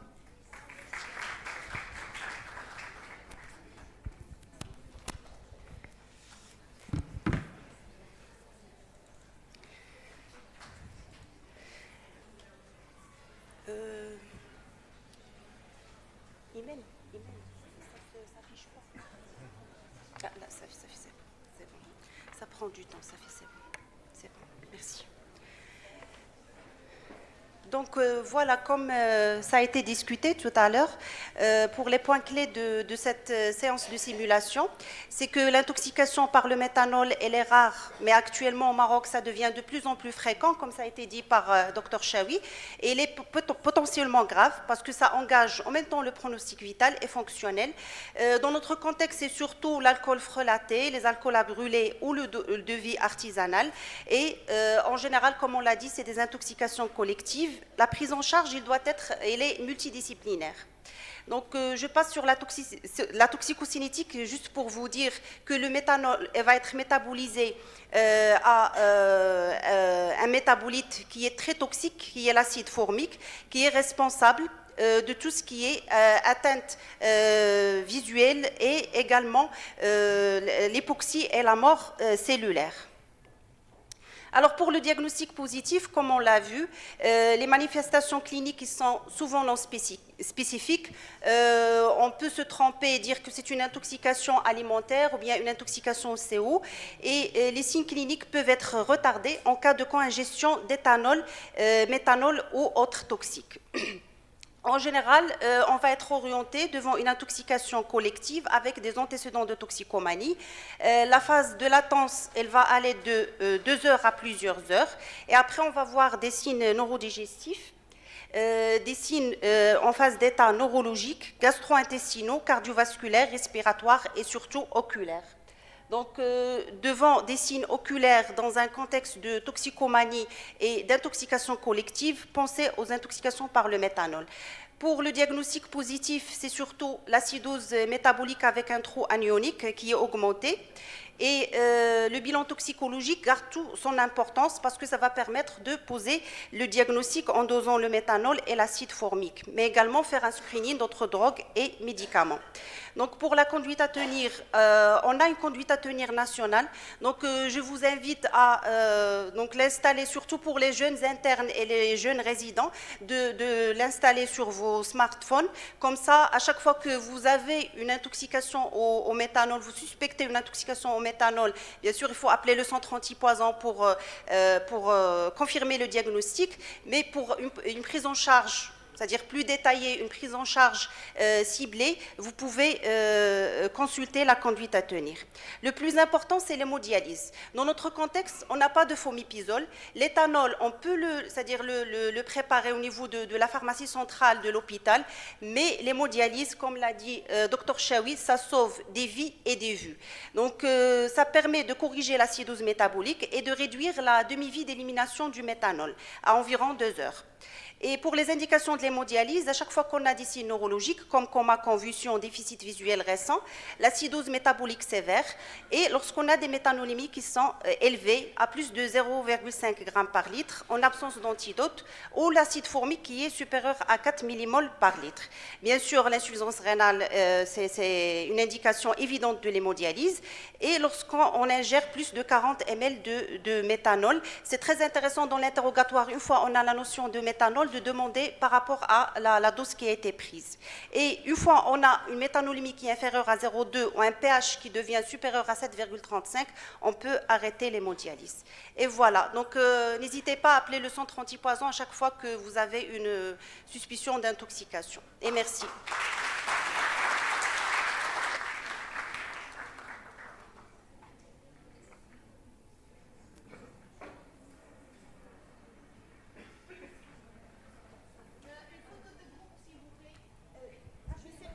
Des questions dans la salle.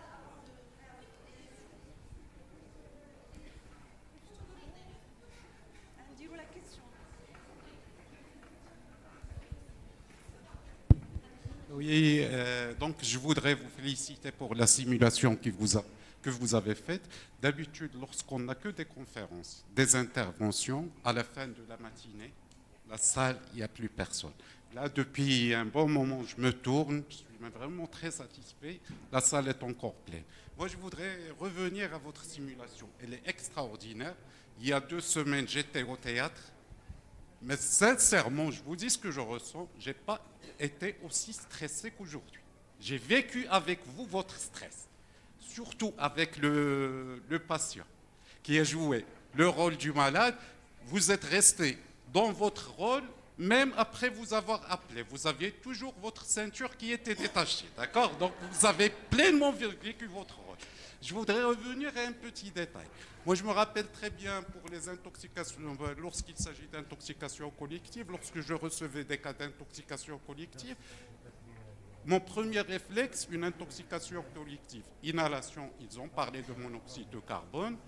Ingestion, ils ont parlé de thiac. Mais je ne sais pas, est-ce que c'est le stress qui se passe? Moi, je ne parle pas de la simulation ici, mais je ne connais pas la pratique aussi de ce qui se passe au niveau médical. Parce que moi, la première chose que je demande, est-ce qu'ils ont ingéré quelque chose ensemble, inhalé quelque chose ensemble ou bu quelque chose ensemble? Ça, c'est très important dans mon orientation. Surtout dans le cas d'intoxication du méthanol, on va recevoir des cas qui vont se répéter avec le temps et tout. Et puis, je voudrais rejoindre professeur Nargis lorsqu'elle a parlé il faut se préparer par rapport à ces intoxications.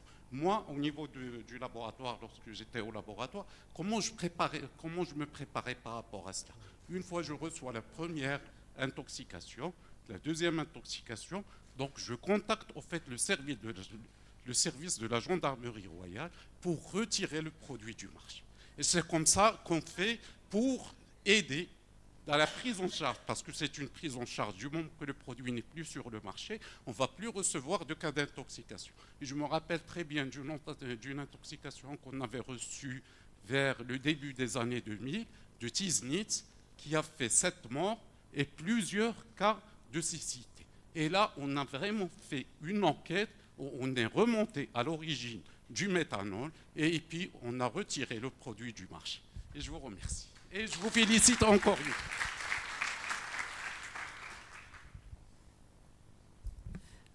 Vous voyez combien la simulation elle est intéressante, elle est importante, mais ça coûte vraiment rien. Vous voyez, on n'a rien ajouté.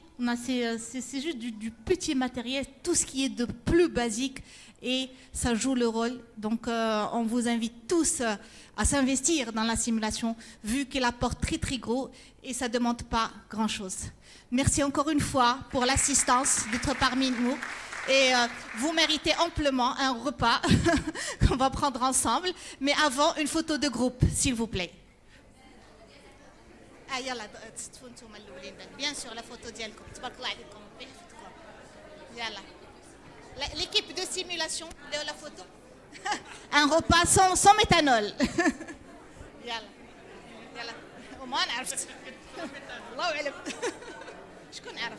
La photo, s'il vous plaît, rejoignez-nous. Là,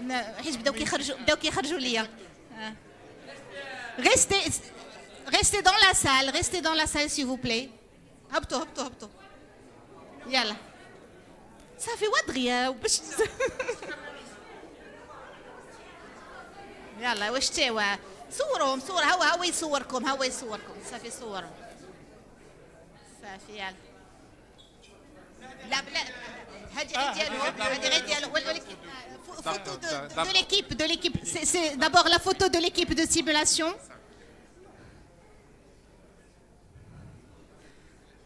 Ça y est, c'est fait. Hesna, photographe. Tu es le photo de groupe. Ah, d'accord. Ça y est, c'est bon.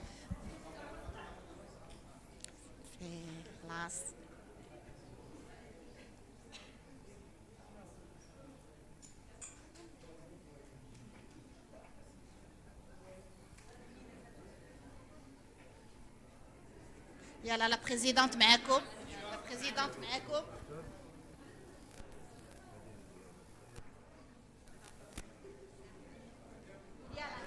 يلا tout le monde. يلا أستاذة تصويرة شرف. يلا la photo de groupe. يلا سيخ مليش يلا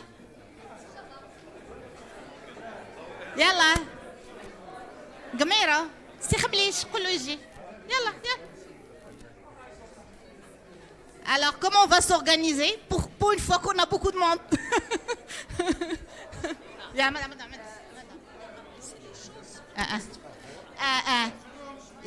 جلسة مدام جلسة. Avancez والناس يوقفوا من موراكم. Des chaises والناس. On a besoin des chaises. On a besoin des chaises. Yalla. Une fois qu'on a beaucoup de monde.